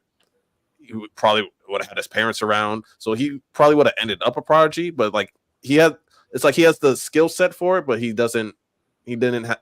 He had the tools for it, but like he was always set up to fail. So I can't really call him a prodigy. He's like a what if prodigy, if anything. But you know what though? Here's why I don't even know that. Like Hagoromo told Naruto that he didn't get anything from his parents. Like he was like, yeah, like your dad was, your mom was this, but it seems like we definitely know that Uzumakis they have huge chakra reserves. No, I will say lineage, not his parents. So his mom's an Uzumaki. Hold on a second. So I would say so the point I'm making is that yeah, he got a lot of chakra, but like as far as like a bunch of like talents, like he didn't get that from his parents. I just think he would have been a dude with like a lot of chakra. A lot of stamina. Do we tax Naruto for the multi shadow clone? Because without that, like how long does it take him to master a jutsu? But even the fact that he can do his shadow clone at that young of an age, is that prodigious? It is technically, because most people usually can do 2 to 3 at a time. Like yeah, they can do multiple, but in terms to be effective shadow clones, like it's usually 2 to 3 because we know that it splits your chakra in halves. But, so technically, I mean, if you want to be nasty, it could be like the fact that he can do so many. How I've seen the shadow clone jutsu is once you're able to make the first one, I don't see why you wouldn't be able to make any more. It would just be dependent on your reserves. But it took him a long time to master that jutsu. I think he failed the exam 3 times because of that jutsu alone. So I don't think that jutsu should be like. Well, that's a different clone jutsu. That's just a regular like energy clone. It's not like a shadow clone. The shadow clones are forbidden jutsu. Remember? I think it's important to look at. I think it's important to look at in the context of the series. So like in context of the series, he's not portrayed as a prodigy at all. But I think that we see what prodigies are in Naruto. And yes, I think if we're just taking him in a vacuum, he learned a crazy jutsu. In the vacuum, he's a Rasengan. But then you pick him out that vacuum and put him in his story. I don't think he's really a prodigy at all. Yeah, I can agree with that. I understand the sexy jutsu is a gag, but the fact, how do you feel the fact that he was able to make that? Do we count that at all? I mean, I'm just asking the question. No, I got you. Jutsu is basic though. Yeah, that's just. I think it's just. It's more like the Rasengan and the shadow clone is like the better arguments for that. Took a lot of work. Good question. Hey, Konohamaru's sexy jutsu is ugly.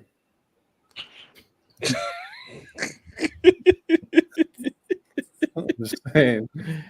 All right. Well, with that said, shout out Tony. Let's see. He has some really good anime takes. We may react to him to a future episode. With that said, we're not going to do the let's get negative thing because J-Rob's not here, but we will move right into the main topic. So let's dive. Oh, you didn't want random to pop off? No, let's save that. I can do that next week. Save that for next week. I need to finish the story. Oh, Jesus Christ. Go read Lore Olympus. It's great. It's fucking great. Ty's reading it, but yeah, I'll read it. Let's dive into it.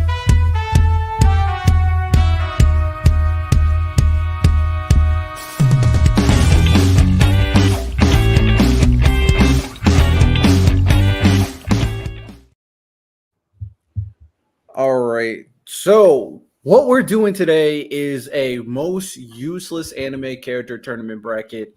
It's very simple. We are going to debate who is a more useless character as we talk about the two characters that are going to be showing up on screen. It should be very interesting. It should be a lot of fun. And if we are ever in a tiebreaker, chat, you will determine the winner, of course. So let's dive right into it. So the person that moves up the bracket is more useless. Who is more useless? Correct. Oh, okay. So the person that moves up Yamcha the bracket- or Nobara. Yamcha or Nobara? Who is a more useless character between the two? Yamcha. I got Yamcha. Yamcha. Mhm. Wait, hold on a second. Let me think. Nobara's pretty useless if you think about the grand scheme of JJK. I'm like, oh. No, I think it might be. I would say the Mora arc. He helped in the Mora arc. Did he? What did he do? I don't remember. He fought the Moros Yeah, goons. yeah, and he shit. fight I was like an underling, yeah. Yeah, he fought the underlings. Yeah. Yeah, I think it's the same thing for Resurrection F. I think too. Even though in the movie man. they didn't have him in the movie, right? They didn't have him in the movie, but in the And manga. then OG. Wait, how to say OG? He helped them, weren't they? No, He did show them how dangerous the Cybermen were. Yeah, by that was dying. part of it. Yeah, that was Yeah. part of it. He also found the androids, and that helped because they found them. I mean, he also helped them in OG Dragon Ball with the Reverend Army a little bit, and a little bit of the Dragon Balls. you had to say a little bit. I'm just saying just a little bit. I mean, he wasn't like the driving force. I mean, he helped out. Yeah, he played a part. And Dragon Ball's a longer story, so you might be able to find more examples. He did win that baseball game. What are we talking about? Yeah, he won a baseball game, Ty. He did got win a hit- baseball game. Got hit by a baseball in the back, thrown by a god of destruction. What are we talking about? He still won the game. He also got Goku to safety. We had the heart virus, which was pretty important. True. That's important. He also Goku- showed. He Goku to safety. Right from the androids. That's. Hold on a second. This ain't clear cut no more. Hold on a second. Wow. His feet is running away. Great. He saves the main character, Santo. That's what he does. Told no- Bulma how to Bulma's be a gonna be terrible nasty. boyfriend, so she got with Vegeta. Who's technically even worse. Yeah, I mean that's not know. useless. He was so bad at being a spouse that like he got his girl taken. So like, and then we see like a That's W good for couple. Vegeta. That's good for the story. Yeah, so without him, Trunks doesn't happen. Without him, Trunks doesn't happen. Nasty Oh, yeah. segment. This is gross. Bro, okay, what did Is that a Nobro? lie? Is that we lying? What did Nobro do for the story? Let's talk about it. So the first mission they had together, she helped. So there was two missions, one with Gojo, then one when he wasn't there. She helped fight the curse, Yuji's brothers, and then after that, she helped the Kyoto school arc. She helped out, and then you have Shibuya where she helped fight Mahito. A lot of helping. A lot of helping. I mean, so is Yamcha. Yamcha doing a lot of helping too. Like That's what I'm saying. They're both like helpers. Like I don't know. Nobara didn't take Yuji to safety. I'm just saying. One of them run towards the fight, one of them runs away. I mean, True. Wait, hold on a second. First of all, Yamcha ran to the androids first, and he was the first one to realize. and got Now cooked. it was on accident. It was on accident. Well, actually, no, it wasn't. No, it was. They all went there together, but he was the first one to realize that they could take your energy. He got clipped by Dr. Jiro. Yeah, and at least Yamcha dies and comes back to the story. So If Nobara come, let me stop. That's we are kind of OG Dragon Ball. Oh yeah, the great when Goku first turned Grade 8, then the Pilaf saga. We're talking about him in 3 different series. Can we pick a series to That's focus all on? He's in all three. It's not my That's his fault. whole resume. Also, Dragon Ball and Dragon Ball Z is one manga. Like it has different names, but they're like this. It's all one manga. What? Oh yeah. yo, is Nobro more useless than Yamcha? Like, what are we talking about? Man, I think he has more to pull from because you have stuff from OG Dragon Ball, you have stuff from Z, and then you have a couple moments in Super. I'm doing it like this. Who would you rather have in your back? I'd rather have Nobara. I'm sorry. Doing what? I am not. I don't sorry. know if it's like a situation. If it's just a situation. I'm not talking about like their powers or feats. I'm just saying like what they usually tend to bring to the table in terms of situations. What they usually bring. I feel like Nobara would be a little bit better. So I have a question: does Yamcha have less in his series but overperforms more than Nobara? Is he doing more with less? What? I can't say he I'm does more with asking- less, I'm but he asking has a more question. content. He naturally has way more No, content. that's true. Listen, But man, I can don't rely really on care either way. Yamcha coming back and helping me when it matters most, man. To an extent. Yo, Obviously. if she does that, eventually too. Hey, If All y'all need is one nail, and all of a sudden, well, she helped to get Sakuna. You know, yeah. that makes yeah, that's guess all what? I She think. never That's coming She back. clears Yamcha. She ain't Then never coming clears back. Yamcha. She ain't coming I back. 100% need that. Oh, you know what? He did. He also helped fight against the Cell Juniors. Now he was getting beat up. We don't want to hear that shit. He helped. That's He that's was there. basically Hear that They was fucker. beating the piss out of him. All Yeah, I'm it's saying ridiculous. is that if Gaburo throws a nail and then Sakuna starts beating her up, I'm gonna Oh be my watching Lonnie God. try to say, Hi, well, you I sure just did kind find of help. nothing. At I'm not least sure he's that fighting help the, you. at least he's fighting the head honcho. Yeah, at Is least there she's by the head up. important She's not Dragon fighting Ball Sakuna Jr. win? What are we doing? Does Yamcha have an important Dragon Ball win? Because I haven't seen Dragon Ball. Important OG Dragon Ball win. Yeah, did he like beat anybody? Like win a fight? What did he do, Ty? The fact that Ty starts laughing means the answer is no. Nope. What's the W's on his belt? Oh my Well, Listen, if man. he What is hasn't a- won a single Hold on, fight, I listen, can't listen, get everybody, to it. right? What is a win when you really break it down, right? So, What is What is it? Okay, it's time to vote. What is He's consistent, God. though. He feels like that about Deku too. That's consistent though. hold on a second. Time out. What is really a win? Is Dr. Gero and Android. Dr. Gero is pulling up, trying to fight them. Him saying, "Let me get Goku, who's about to die." You know what I'm saying? Getting him back to safety. That's a win in our book. Team. Hold on. Team Fighters had a win Kai's that saying that he day. beat Goku. Kai's saying that he I beat got Goku. no- He did. He does. He does. You talk about OG. To Yeah, according to OG. Dragon Ball Guru, he has a record. He has a fighting record of 12 wins, 7 losses, and a draw. Oh wait, And hold then, on. his Time out. He does. Remember, when the Fortune Teller Baba arc, he helped them. Yeah, he helped them Fortune Teller Baba arc too. He beat somebody in a tournament. Hold on a second. Let me not shortchange Yamcha. Is that equivalent to Nobro beating one of the siblings? Hell no. I think yeah, I think so. Yamcha Time? beating Goku at Yeah. any What? level. No, I'm saying Yamcha the How beat Fortune old was Goku in the Goku? fight. Was Goku like 5? How old was Goku when he beat Don't him? matter, man. He got the dub. I need to know how old. Because I'm sorry, if he just beat up on a kid, I'm looking or if he now. like snuck him, I want to know how did he beat Goku? If he like snuck him or some shit, I ain't counting that. I'm taxing that, especially if it's kid Goku. I can't Alright. see Yamcha sneaking nobody. I would say it's important because that helped them get the last Dragon Ball. So he did. That's major. I think him and him to Fortune Teller Baba arc. Didn't So he also beat a few Cybermen too No, before he got clapped? No. Well, he No. won the battle, lost the war. You know. Yeah. He showed the Z fighters how powerful they were by How dangerous they were for sure. losing. Yeah. No. that's So I'm Oh, looking. he He knocked killed. him in- I think it He might killed be a Nobro. Simon. He killed a Simon Then the Kamehameha. Then the second one got him. No, but I feel like the Fortune Teller Baba arc is like them helping get the Dragon Balls. Like he have to get the Dragon Balls. That's in the OG Dragon Ball. That quest for Dragon Balls was their biggest task. He helped them complete it. All right. It's Like, time that's to vote. big. He beat Goku That's too. big. He beat Goku Ty, too. who you voting for? Oh, I actually I remember reading this. I know how. Yamcha I have beat to. Goku. I have to say. Goku. Only I say Nobra is because listen, the Goku thing with him helps get him to health. Moral Saga. You know, he helped with the Cybermen. The Fortune Teller helping to get the Dragon Balls. The OG Dragon Ball. That was the biggest part of the story. Is big. I mean, you can't deny that one. That's the one I'm not even trolling about. That's a big one. You gotta admit. Okay. All right, random. Who are you voting for? So we're voting for the one who's more useless. Yeah. Nobra. Lonnie. Oh, so I actually do remember reading this as a kid. So the way that Yamcha beat quote unquote, is that they were like, I think Goku was protecting somebody from like getting their capsule stolen. He used the wolf fang fist or whatever, which just knocked him into the rubble.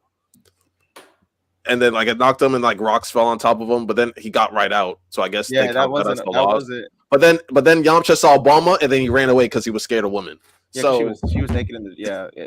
That, I don't. I'm not counting that as a no. Let's keep it a stat. I'm not counting that as a no. He was afraid of women back then, so he saw Bulma and he ran away. Also, we're after saying he beat up a kid. We're also Yeah, talking that's about not how, win. we're Fuck also outta talking here. how useful they are. He was like the antagonist, so he wasn't even helping the character. Like that's not even. I don't count that. He was but antagonist. I remember because I remember that book. He was antagonist for like a couple chapters. volume. But, yeah, so we're not counting that. But I might have to go Nobru. I ain't gonna lie. Lonnie, where are you going? I'm going Yamcha. I don't care. Nigga, so I'm reading here. Apparently, he wasn't by himself. He wasn't by himself, but he did beat Goku when he turned to Grade 8 when they cut his tail off. So he won that. Yeah, I said that. That's also big. Like he's done. Like he saved him because like that was the I'm first just time he saying. did it. I'm just saying. Oh, and Goku was hungry. Oh, Goku was hungry too. Well, Yeah. That still doesn't beat our Grade 8 argument, Lonnie. Oh, the great. I don't care about the great opera. I'm gonna go with I'm gonna go with Nobra. Not gonna lie, Disgusting. Nobra. Miles, what you go with? Yamcha. 2 Yamchas, 3 Nobras, Sancho. Yamcha. 3 I don't know why- Nobras, 3 I don't know why Yamchas. you're so mad. Blame Gege for not bringing Yeah. Nobra back. Hey, first That's the person problem in here. the first person in the chat that picks a name is the one we're going with. First person, very first person. Nobra, she is out of here. Appreciate She's it. out of here. No, Wait, she wait, goes wait. So on. disappointed. Yeah, Yeah, I'm pick so Nobra. She goes disappointed. Hold on a No, second. that's but TN on the bottom. Genuine That's question TN for on y'all. the bottom.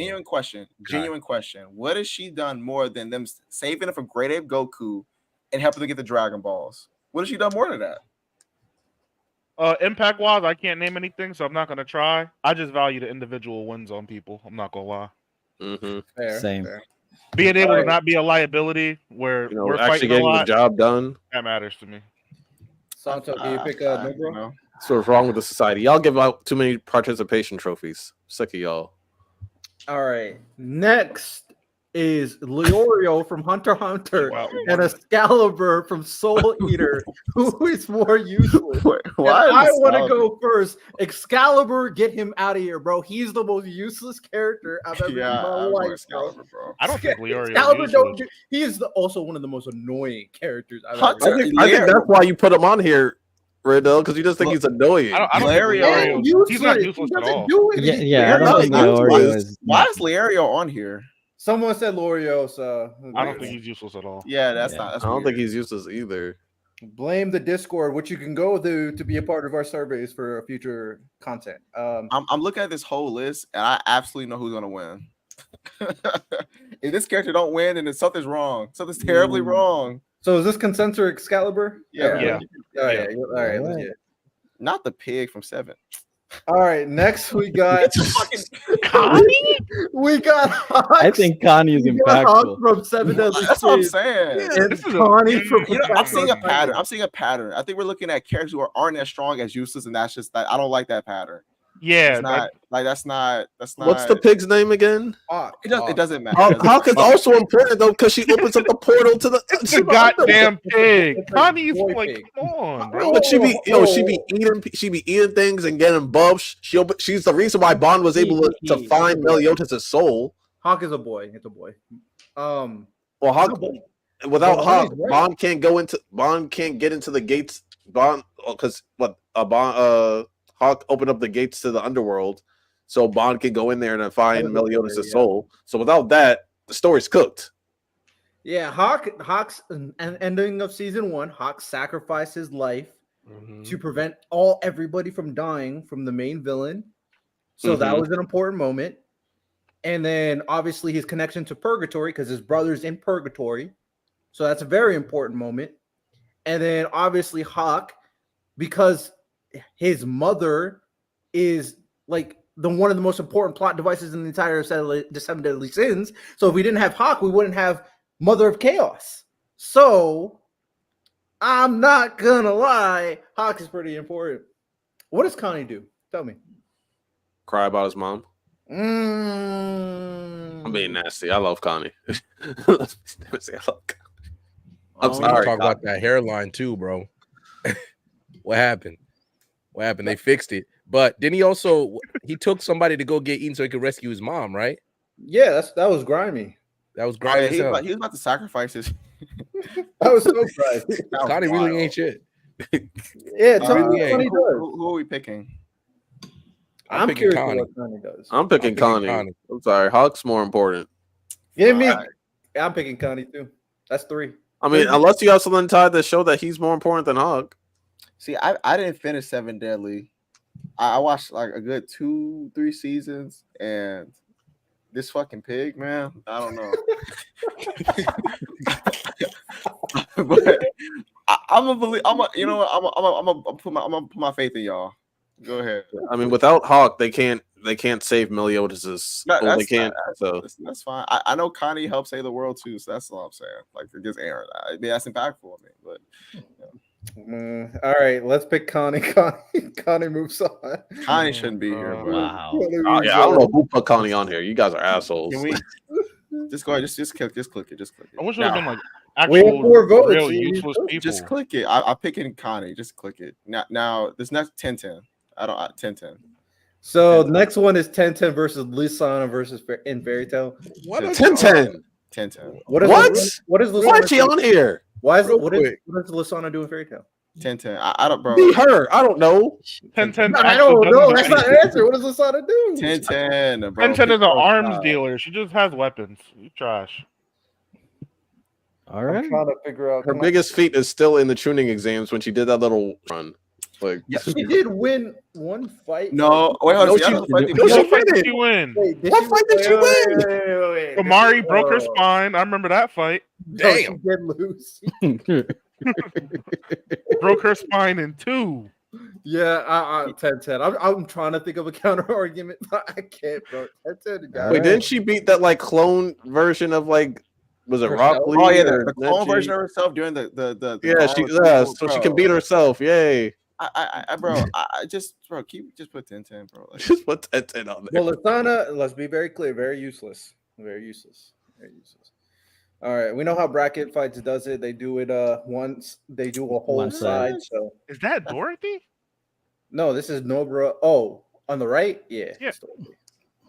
Dorothy's useless? That's I don't know. crazy. Hey, That man, is crazy. I don't know why. We can really talk about what does Dorothy do in the series. We can talk about it. I'm picking Excalibur. For I this guess one. Oh, you gotta do Excalibur. the whole side. Excalibur. Yeah, we got to do the whole side. Yeah, bracket fights L. Yeah, it's Excalibur. Let's just So we're going with consensus. yeah. Yeah. And then 10-10. Better Yeah. not be one Connie vote. bro. He's literally looking around. He's literally looking around. I'm watching all you niggas. Now So what? can we just make sure that 10-10's the Not one. finalist? She You should say that, but be. Excalibur exists.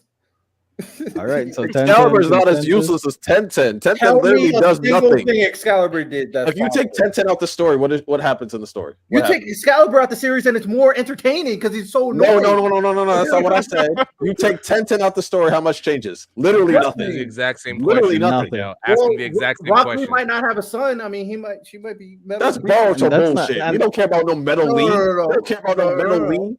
Hey, chill. Same universe. All right. Same No, recipe. random. That's how bad it is. His Rock's kid is named Metal. Just Look, an man. upgrade with the same Yo. bad hairline. Okay, would you rather be useless and have no aura, or useless and have annoying aura? Be honest with yourself. Annoying. It's 10 the Annoying answer- aura. I have The aura. answer is 10. At least people What is didn't notice me. annoying aura? What did Excalibur do to you, bro? Have you seen Soul Eater? Yes, He's annoying as shit. What do you he mean? is, but he's not 10-10 useless. But he doesn't do anything though. Like when they need, it's crazy. There's still like lore behind him, built like up a purpose Excalibur behind to him. be like this ultimate weapon, and he doesn't do anything at all. But he's still something. What is 10-10? She's a ninja. You know what I'm saying? Supplies the weapons. You know, she carried that one weapon that didn't do anything for the. Yeah, it didn't do nothing, right? Oh, man. So I'm voting Excalibur. I don't care. yeah, her highest feat is literally doing nothing. Who do y'all vote for? Yeah, I remember in the 10-10. manga. Yeah, I remember in the manga where her fight with Tamara was off screen. We just see the next panel. Just it was Our biggest fight was off screen. Oh my Fine. god, man. Oh. Kishimoto. I love that guy. So we got Alright. so who we got? Who we got? I mean, to be fair, he says he can't write women well. So Oh, I mean, yeah, that's a prime that's not true. example. Yes, he can. He just talking. Santo, what do you pick? I got 10-10. Miles, 10-10. I got Excalibur. Lonnie, 10-10. random. You know what, Riddell? I'd rather have no aura than be annoying. So Excalibur. W. Ty, be on the right side. of this. 10-10. Oh no! That goes next. All right, the second side of the bracket. So we got Neither of these guys are useless. to blame Discord. Our Discord. Actually, is hold on. I Is would that argue. Sun Eater? Yeah, that's Sun Eater and Dorothy, and I would argue Dorothy is useless. Tell me what Dorothy does in Black Clover.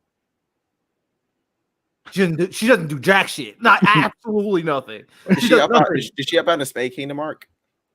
I think she did. Let me No. let me do a little Google. She got beat up by Morris. That is the only thing she did in that Spade Kingdom arc. She just got beat up. I That's could have it. sworn she did She other helped, shit though. She too. got beat up. That's it. Oh, hold on a second. I got on me for participation awards, even though Yanti did more to participate. But now we doing participation shit. You know, I noticed the pattern. I noticed. Yeah, because wasn't she doing stuff in the final arc during The biggest during the thing final she battle? did- Wasn't she She fighting right was now? a part of a fight, not doing anything. Like she was there, but she was a part. So this is she's I feel like she's a little bit too OP to be Hold on. involved. Yeah, so I'm gonna tell you all the helper roles she does because that's all she has been doing, helper roles. So her biggest moment in the story is telling Noelle about Nozel. That is the biggest thing.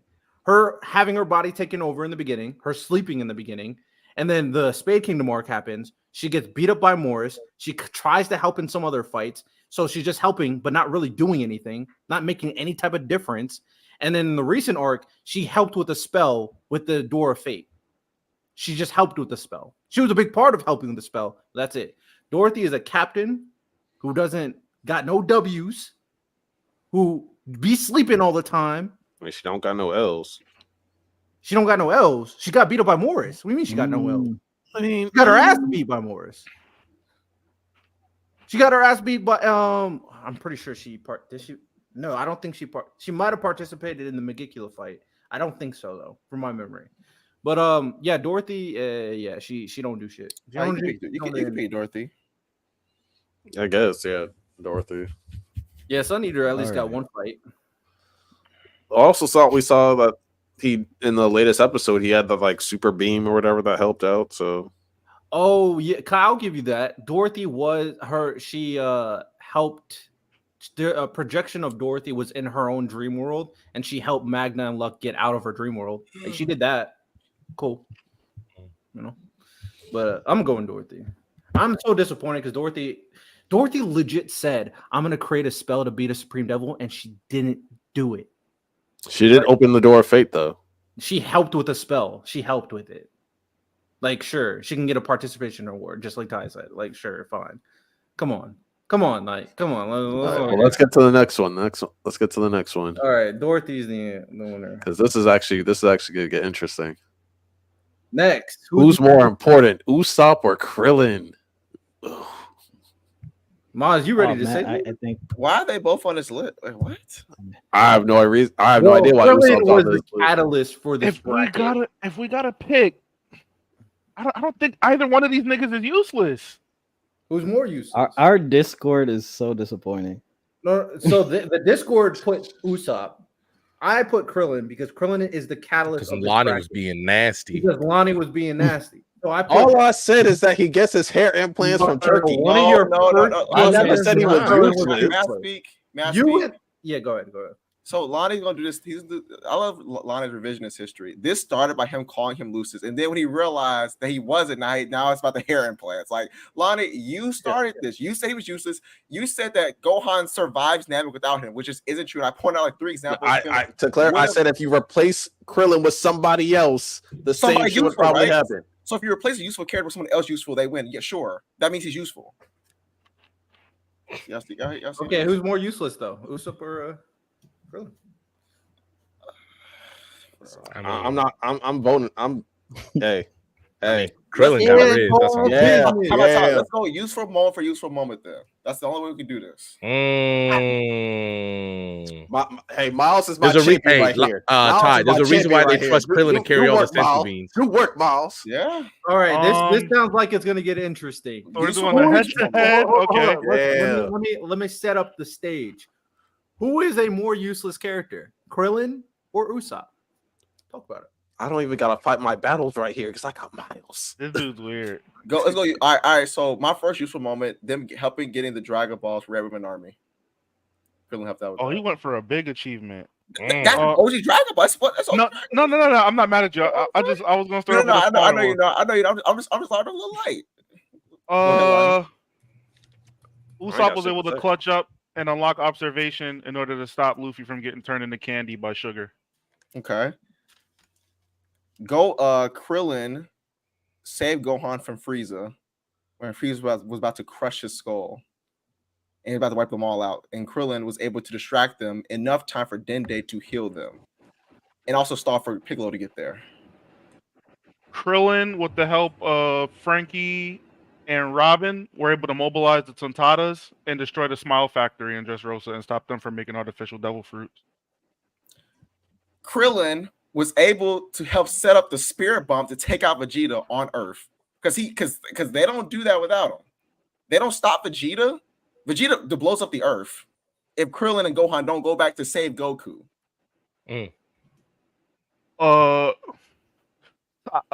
Spandam had Robin in like a hostage situation, and it was actually Usopp that sniped her and was able to allow her to get free and not be killed by him. Krillin saved Gohan twice against Dodoria. The first time when Gohan goes in to save Dende, Dodoria's about to attack Gohan. Gohan kicks him. Then Dodoria chases him. Then he does solar flare just to get away because Dodoria's going to kill all three of them. Gohan, Krillin, that, by the way. and Dende. He saved all three of them from Dodoria twice. Usopp originally supplied the Straw Hats with a ship that was suitable enough for them to even start their journey. That's a good one. I got the biggest moment. Krillin helped out in the fucking tournament of fucking power. The universe on the line, and they needed Krillin. The story emphasized how much they needed him because Goku said we need martial arts intelligence, and that's why when he fought Gohan, he was like, it's more than just strength. They don't win without Krillin because they needed people. They couldn't get Goten and Trunks because they said they're inexperienced. So they absolutely needed Krillin. So he helped save the fucking universe. If Majin Buu was awake, who's the person that they're taking off of the team? Who they take on the team? Probably Tien. They probably take Tien off. Probably Tien. Oh, Roshi. I forgot. He's so useless that I forgot that he was on the thing. But you know what though? The fact that Buu wasn't there, they were able to but he wasn't there. So that made him even more. I think they take Roshi out first. That emphasized how useful he was. But no, it would have been Roshi or Tien before Krillin. Yeah, let Miles cook. So you Tournament of Power? I don't have anything that's gonna top that, unfortunately. But if I kind of grasp for straws, he was able to defeat one of Gecko Moria's top generals in Perona during Thriller Bark. I could throw in Krillin up with the Moro saga. I mean, what about Alabasta? Oh, that's far back, nigga. Go ahead. He's quoted Dragon Ball. That's far back. I can go back to I just threw Krillin up against Moro saga. I can throw Krillin versus the Cyberman. He knocked out three of them. After the Cyberman, the fodder. Hold a second. You don't understand it. And at that point in the story, they were OP. At that point, they were strong as hell. They were just bald like him. Whatever. Think about it. Radix was stronger than Goku and Piccolo. The Cybermen were stronger than Radix, and Krillin beat three of them. At that time, they were powerful. At that time, he beat three of them easy. He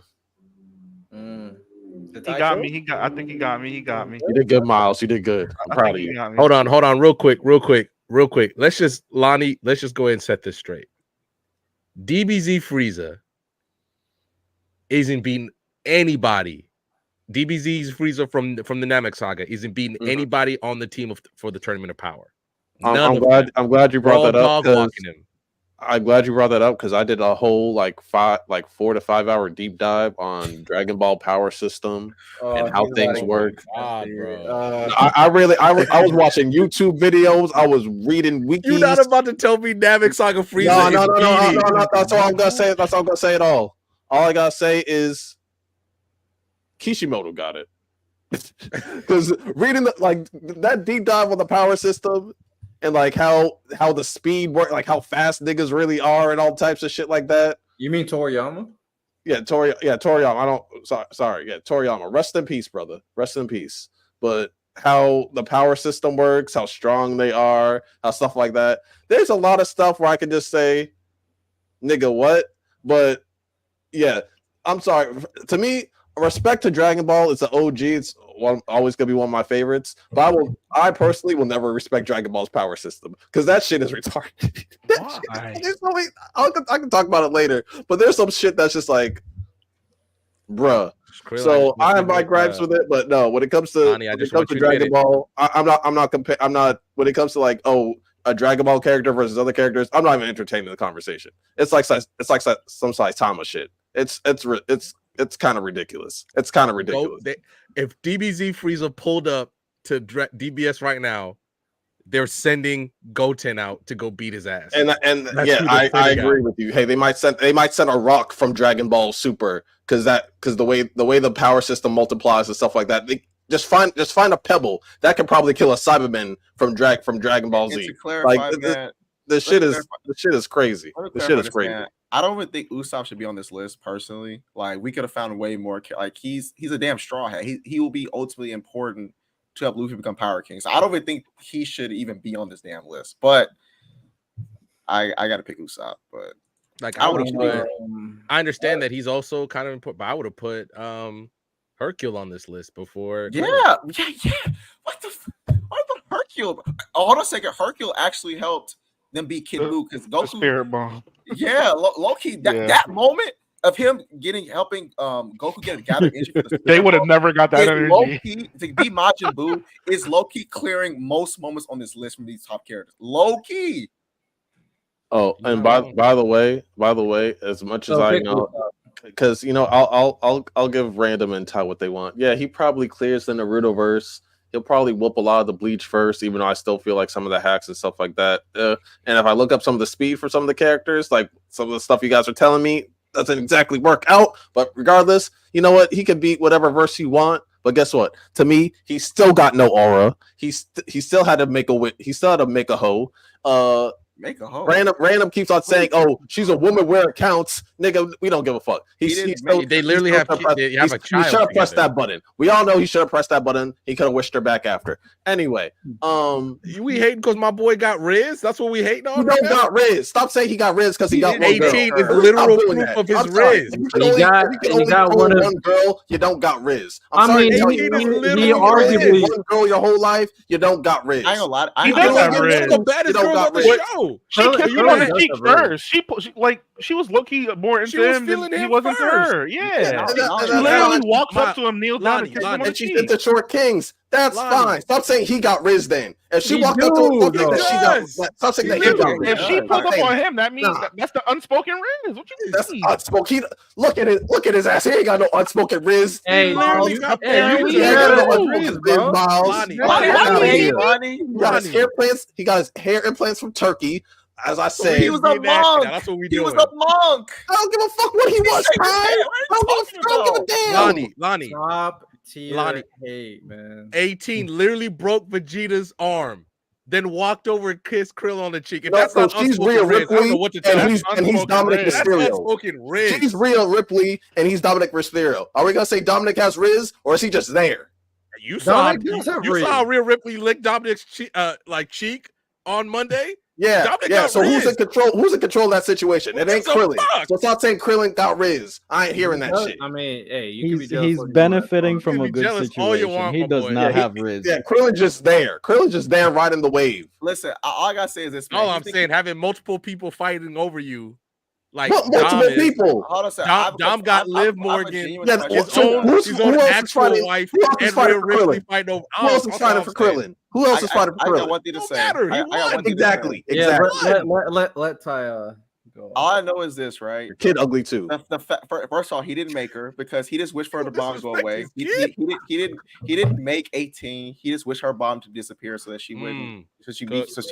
She was always a human. He used humans. That's why 19 is a cyborg.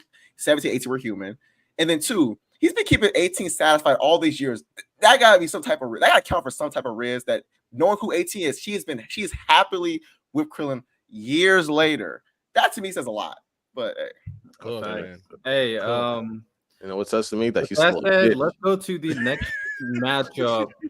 We got Chad from Bleach and Fu from JoJo's. I haven't seen JoJo, so I gotta go Chad. Even though I don't think Chad is like ultra useless, as people say. Fu's not useless either, though. Whoa! What? He literally has an OP power. He never uses it. And the only time it's used, it was endangering the main characters. He doesn't do anything. He literally leaves his crew and never comes back to the story. But he's part of the boy. He's one of the boys. But how are you part of the boys when you leave and never come back? Hey, he's one of the boys. Tell me he'll come back eventually. You know, like whatever. Is this in the Hell Arc? JoJo Part 11. Is it the Hell Arc or is it in the museum? Yeah, you know, is it? Yeah, when the Hell Arc comes back, we're gonna see him pull back up. What do you mean? I'm talking about Fugo. Yeah, like Fugo, he's gonna. No, but Chad's done more. Chad's done more. Yeah, Fugo for sure useless, bro. If I need, yeah. So consensus. Yeah.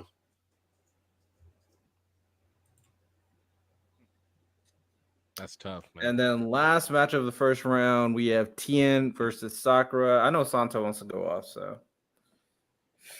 Talk about your man. I'm gonna ask this question again when it's my Awful. turn. Useless, trash, whale feces, trash can juice. He is awful. He is mid in his best day. He's trash. So we attacking Tien, but you say Mineta matters. All right, bro, we got it. I'll say this right. He helped out in the Demon Mineta King better. The Demon King Piccolo saga. He's literally not. He helped out in the cyber, like he defeated a Cyberman and he helped them fight Nappa. Then you got the Cell thing, which was pretty big. That Cell power was pretty big. That was a good moment, the Cell thing for sure. Then you have, he beat some minions with the Frieza Force. Beat some of those Frieza soldiers. Then the Tournament of Power. That Tournament of Power really just put a lot of Dragon Ball niggas on. I hate it, bro. It was a lot. But here's my thing, right? I do think Sakura is more useful. Like in total, even though I think the point where it worked for Krillin is because he has like such a stacked resume on top of the Tournament of Power. I don't feel like it. So it just kind of rounds out his resume. While I feel like Tournament of Power gives Tien most of his resume. So I'll give it to Sakura. This is a perfect opportunity to really lay out that Sakura, the whole narrative about her being useless is just not true. Like I brought it up a few times. Like she literally saves Naruto on multiple occasions. And just because of what the one thing that she says to Naruto, that besides the fact that it's been proven that the studio making Naruto literally hated her character, so they literally besmirched her when making the anime. I don't understand why we give Sakura legitimately all this smoke. I mean, despite the feats that or the action that she does have in the story. The number one reason why I don't like her is in the manga. Like it is canon, like in all sense. Like you'll get there eventually in Shippuden. I mean, I just don't like Sakura in general, based off her personality, but she does do a lot, and she is very useful. We also see, like in the beginning of Shippuden, how much she's grown as a person, how much she's grown as a ninja with her medical ninjutsu and stuff like that. And we see you read the light novels, she surpassed Tsunade in every sense. So yeah, she's not useless at all. Also, we literally see her save, was it Naruto or Sasuke's life? At the end of Naruto's life in no, you're not there. I'm talking about the end of the war. Oh, the Naruto, the Naruto, she gives him CPR with his with the heart. Yeah. Whatever. Oh yeah, Naruto. She's literally keeping Naruto alive by pumping his heart.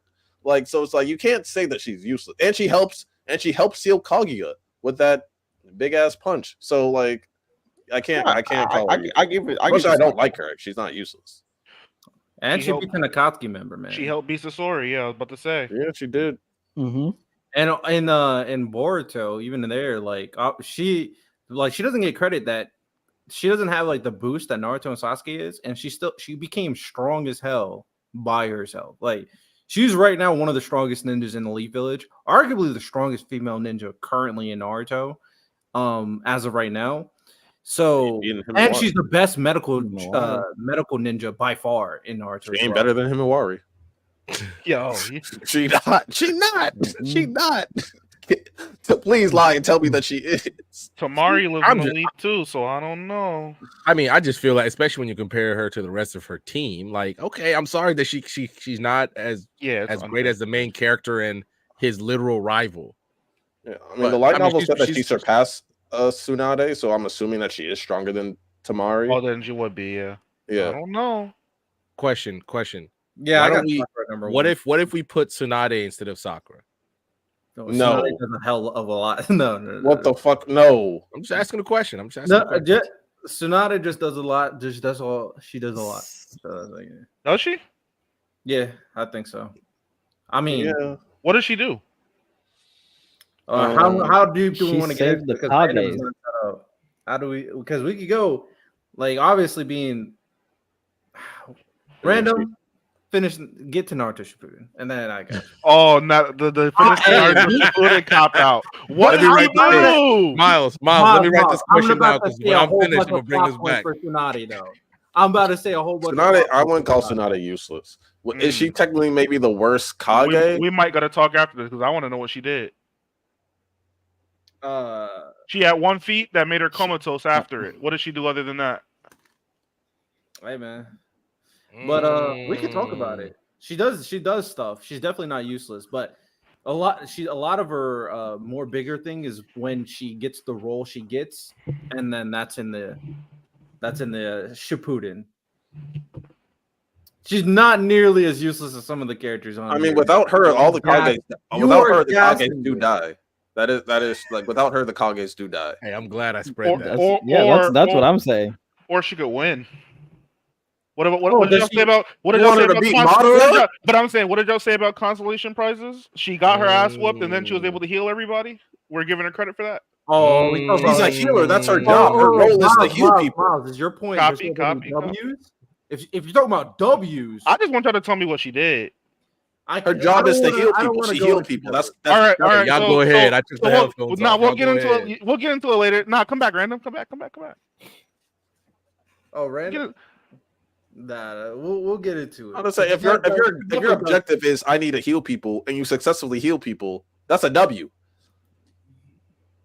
If your job is to keep people alive, so 1010's job is to make weapons and supply weapons, and she does that. That's a W. Nah, it's her job. It's her job to supply weapons. Name a significant moment where 1010 supplied a weapon that mattered. When she used those Sage of Six Pass weapons during Kinkaku and Ginkaku in the war. When she found those weapons and was able to use them. When she found it and didn't do anything with it. She found them and she was the only one able to use them. But she didn't do anything with it. She helped them defeat them. Who? Kenkaku and Ginkaku. Those weapons. I don't remember her doing that. I really turned the don't tide remember against them two anything niggas. Weren't they fodder characters? The memory that they weren't fodder. The Lord. They weren't fodder. They led the unit that killed the second Hokage. What? No, wait, are you talking about the Nine-tailed niggas? The one who did all the work, and then you talking about the nine-tailed niggas? Yes. Yeah, the two nine-tailed niggas. She contributed with those weapons. She helped out. I don't remember. She was like the third assist man on that, though. I don't remember her being. I don't remember doing. She helped out. Yeah, she was like the third. I remember what he's talking about. She was not even the main. She wasn't the main or the second fighter in that situation. Y'all giving out consolation prizes. She doesn't have to be the main. She contributed. She did. She got a bronze medal in that fight. She got a bronze medal. She literally takes those are their weapons, and she takes their weapons away from them and uses them against them. But I don't That's a think the big weapons did that contribution. much. Like it was mainly the black guy who ends up being the next Ray Kage that does that most of the heavy lifting. Yes, Darui led the charge, but she contributed. She took their weapons from them and used their weapons against them. If we're giving out minor consolation prizes for motherfuckers losing and then saving people on the brink of death, why can't she get one for taking an enemy's core weapon and using it against them? I legitimately don't even remember the scene. So if we were I talking remember what he's about talking Tencent, about. I don't. I legit that the memory's not here. I literally don't remember the scene of her doing anything. I would have gave her some credit if I remember that though. Like if we were talking about Tencent, I would have gave her some All credit. right, but let's finish this up. Tsunade. We're gonna get to the facts on Tsunade when we off show though. I mean, we can. But next we got Dorothy and Usopp. Save It's Choji. Dorothy. Dorothy. Dorothy's more useless. Yes, Dorothy's more useless than Usopp. Fugo. I go Fugo. Fugo is more useless than Tien. Fuga. Damn. He doesn't do anything. Every healer shows up. Y'all just say, "Oh, they saved this person." Like, what the fuck did they do other than heal?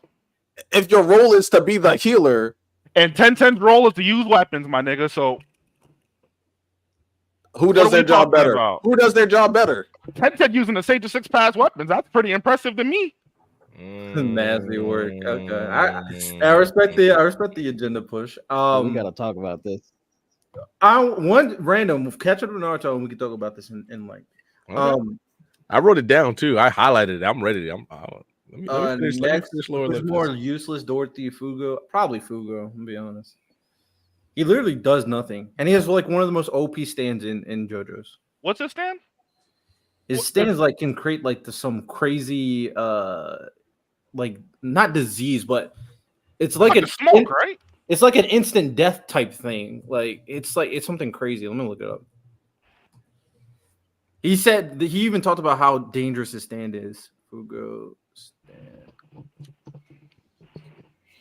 Purple haze. That's what it's called. Mm. Let me look. But who y'all voting for? I got Fugo. No, I'm voting for him too. He's more useless. So it's a deadly Fugo it is. flesh-eating virus. Oh my The god. moment a haze touches you, it's deadly.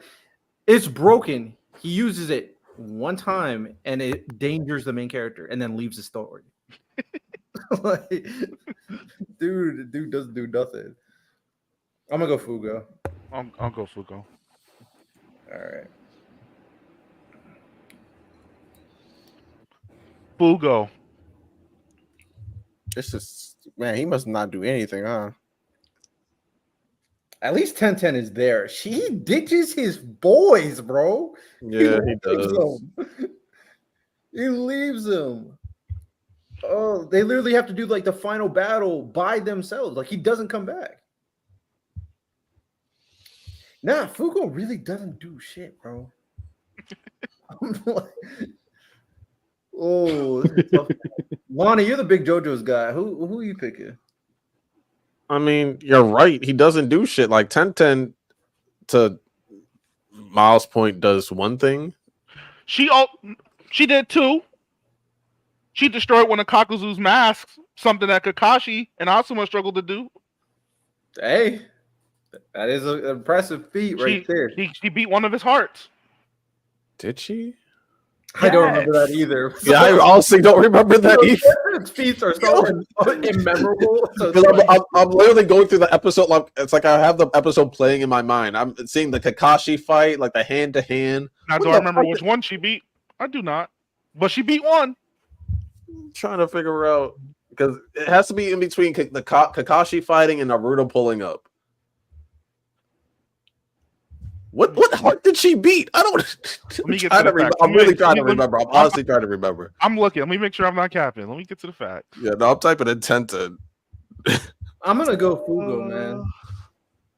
Like the only impressive thing he does in the story, he endangers the main character. I'm gonna go Fugo.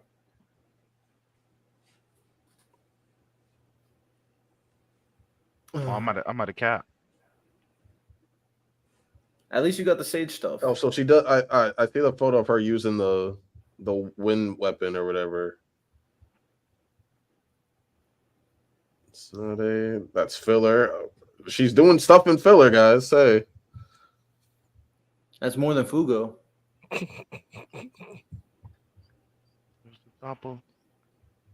Man, I'm standing on it. We voting Fugo, man. I'm standing on 1010 not being the most useless, man. yeah. So she beats herself. That's a That's filler more arc. than Fugo too. Beating yourself. She's standing there next to. She's standing there next to what's her to Sakura while she's healing, just being there. She never run from the fight, from what I'm hearing. Yeah. Lonnie, are you picking Fugo? Yeah, I'm picking Fugo. Yeah, it says nothing about Okay. the. It says nothing about that fight. I'll pick who y'all. I'll pick. I'm who y'all already in pick. the. I'm in the war arc by at Okay, this point. Yeah, it so says we're nothing going about her Fugo. fighting. Well, we have officially decided the most useless anime character on this bracket is Fugo from JoJo's Bizarre Adventure. I thought it was going to be Excalibur who won, but Fugo is the one who won. So, shout out, man. Hey, Discord, we gotta be better, man. Yeah, we gotta be better. No, keep being nasty. There are some people on that list that I'm just like, okay, man, that was. Yeah, I don't know how Usopp's on that list. That's what's crazy to me. Usopp? Maybe next one we can do best. Oh, we'll talk about it anyway. Miles, you got a gauntlet? I actually do. All right. Well, let's move on to our gauntlet and then wrap up the show.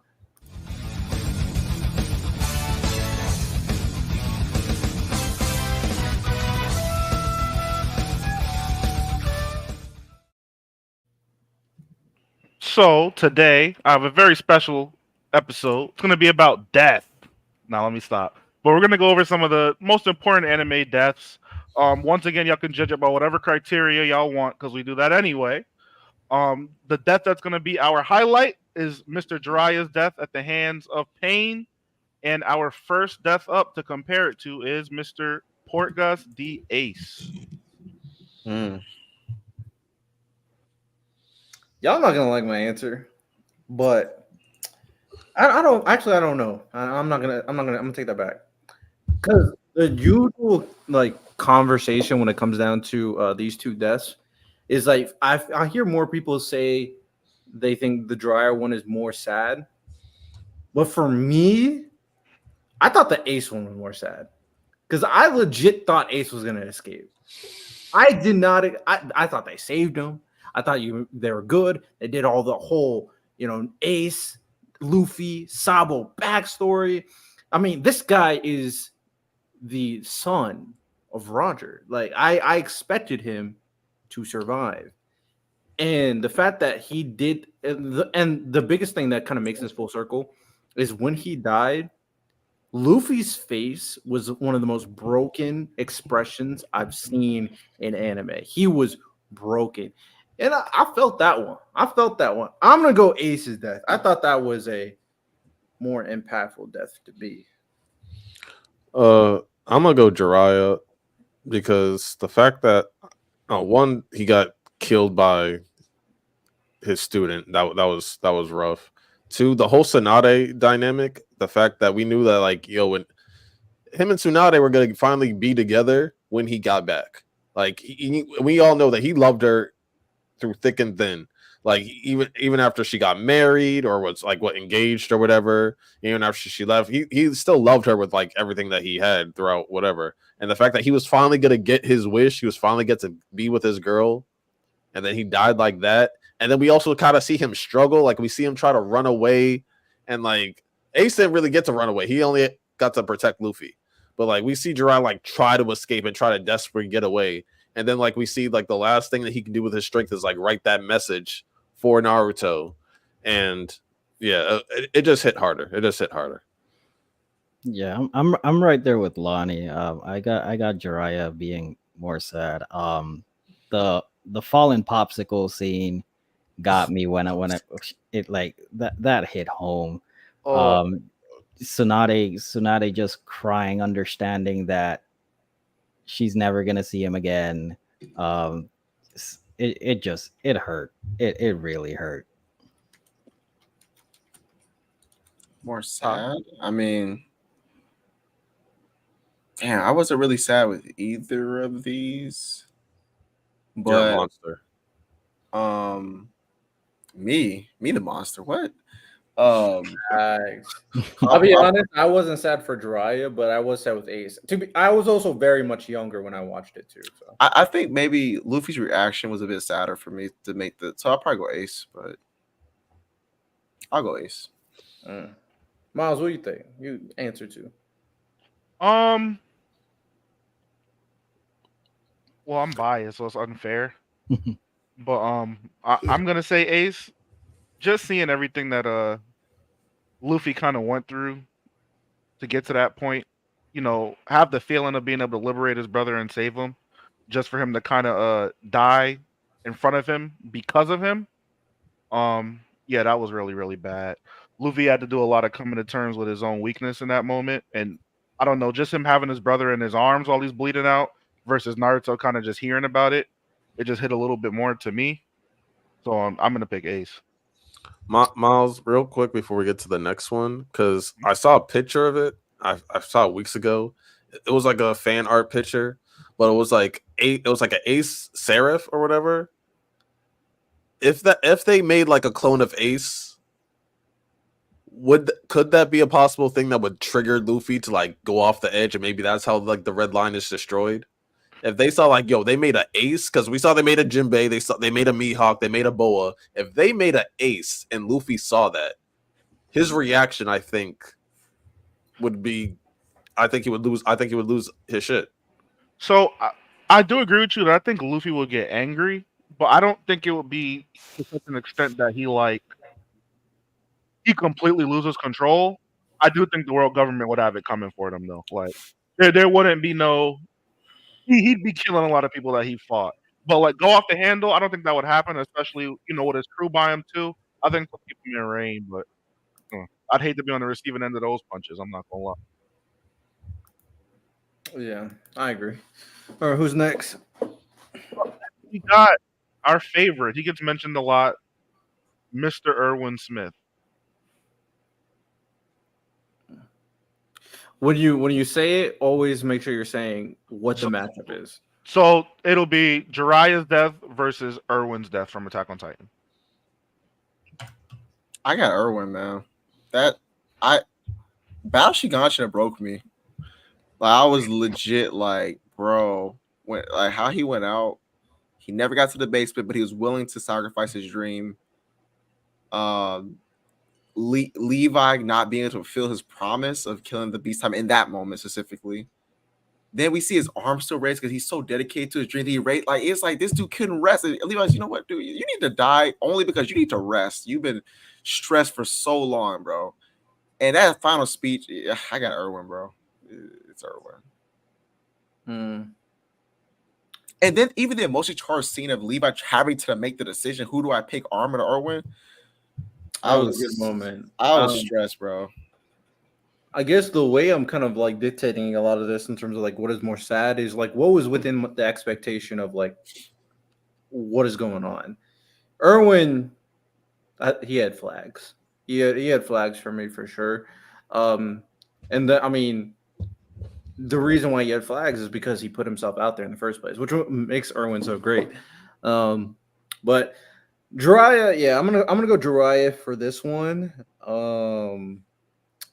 I thought this one it's kind of similar to what they said earlier. Jiraiya's situation where he went to take on, like, from what we knew, the leader of the Akatsuki to get information, do this solo dolo mission, and finding out this was his student, and doing his last ditch effort to get this message out to Tsunade and Naruto with the toad and riding on his back as he's dying and barely alive. Yeah, that hit for me. So I'm gonna go try. Yeah, in terms of sad, what I felt sad, I still got Jiraiya over this. I think Irwin's death is very like he went down like a true leader, like a G type thing. But Jiraiya being killed by his disciple, leaving just I don't know. Like it just hit different for me. I can't really explain it. It just did. All right. Delani, go.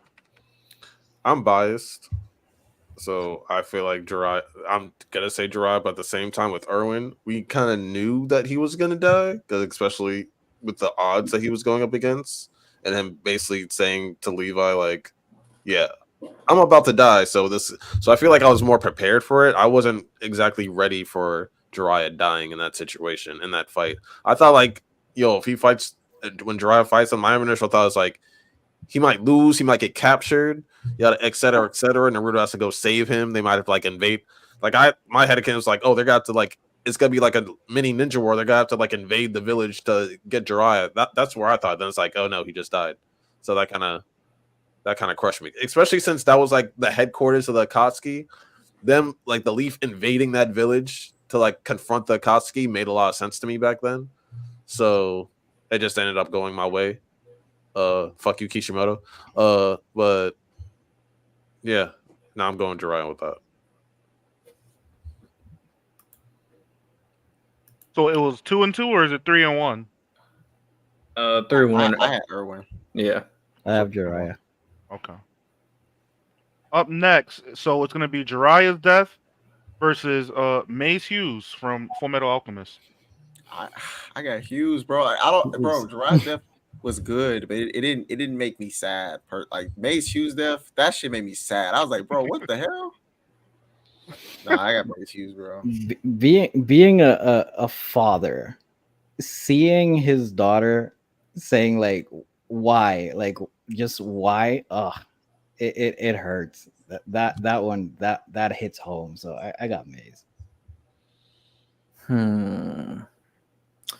The reason why I have to go Jiraiya is because I don't think we had enough time to really attach ourselves to Maze Hughes. And for me, at the very least, I thought Maze is excellent. I think it still was a very impactful, obviously, for especially Roy Mustang and Winry and Edward and Al, all of them. Maze was a great character. He's immediately likable right off rip. And then him kind of figuring out everything and how that kind of played out.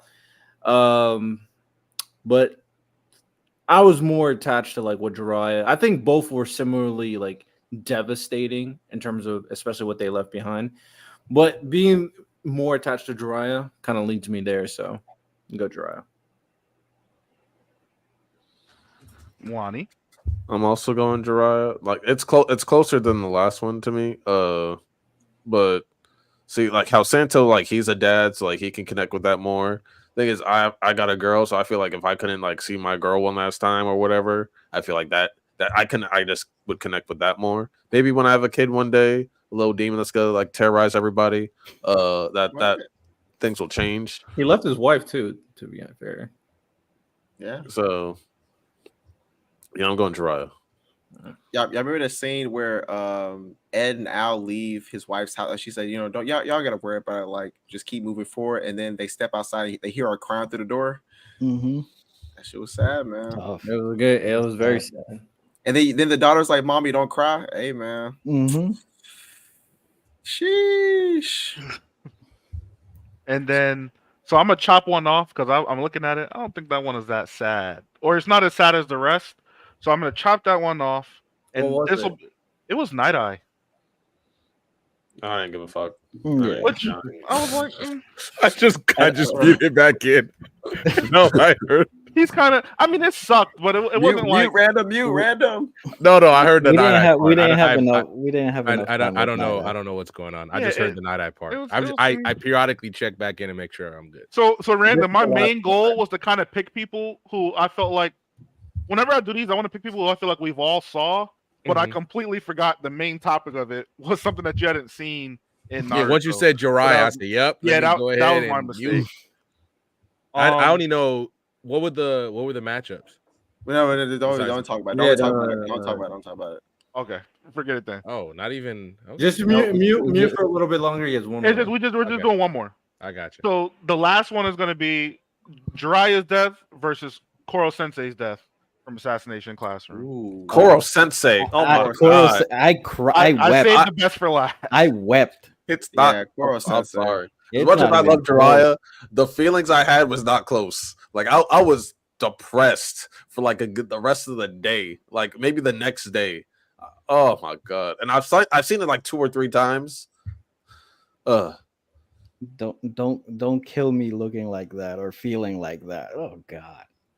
Yeah, it was a really sad moment for them all to kind of. And the fact that he like helped some of them like push the knife down, bro. he had to officially end them. But my sadness radar is based off what's within expectation, and I expected Koro Sensei to die. So, Wow. I wasn't as surprised. I feel like the ones that really hit are the ones, well, for me at the very least, the ones I'm not expecting. Which is when you pull a trigger that nobody's really seeing coming.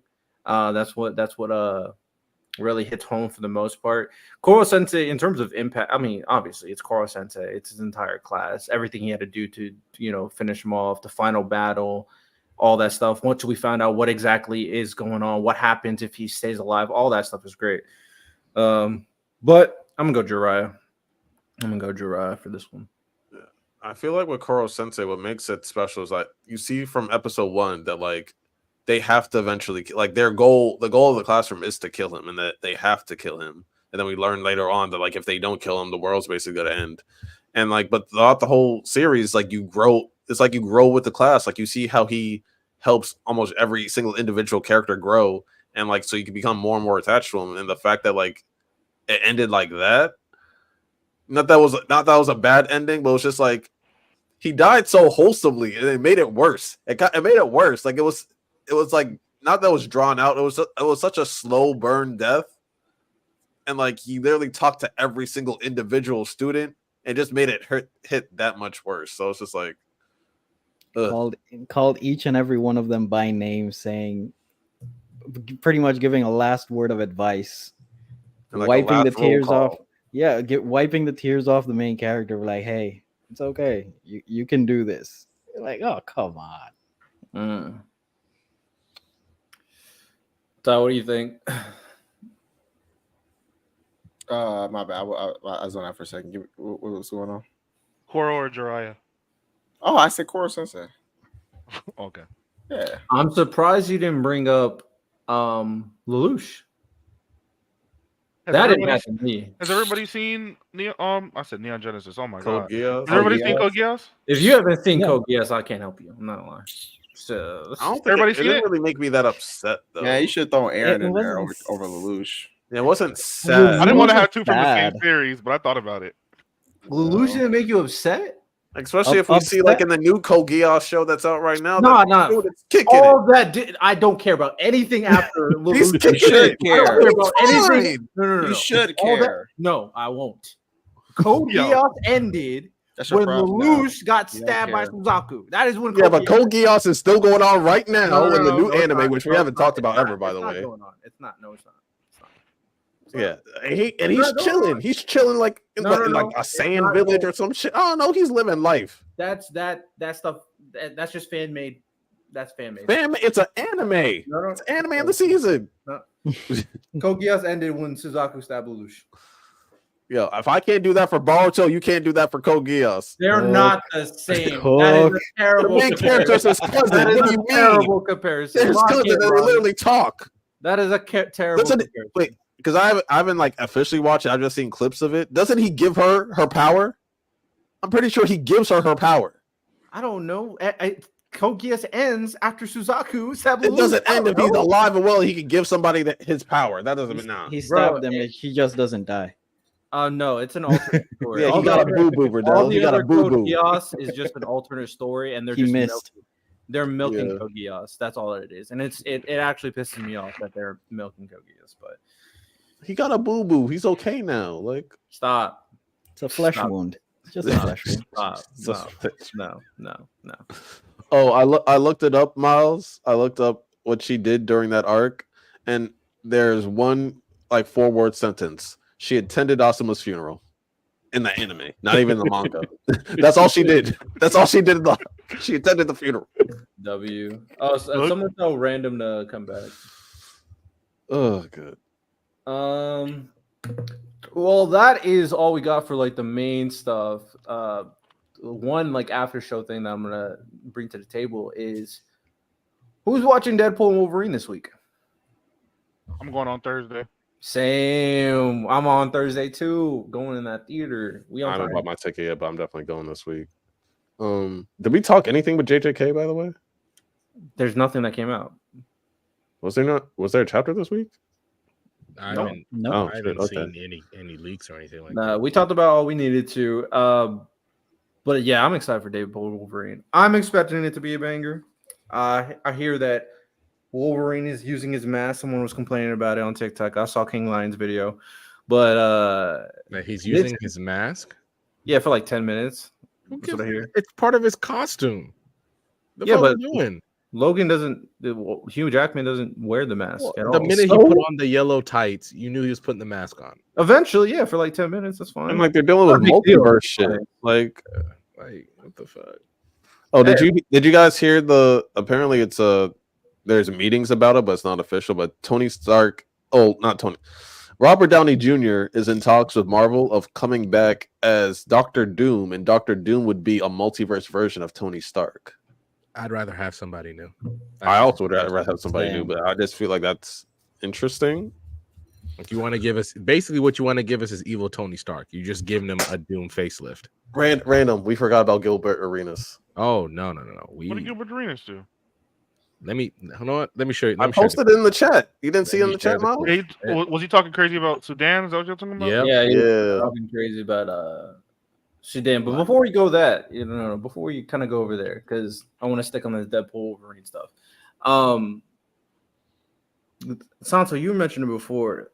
Do you think that it's are you scared it's gonna flop? I generally don't think it's gonna flop.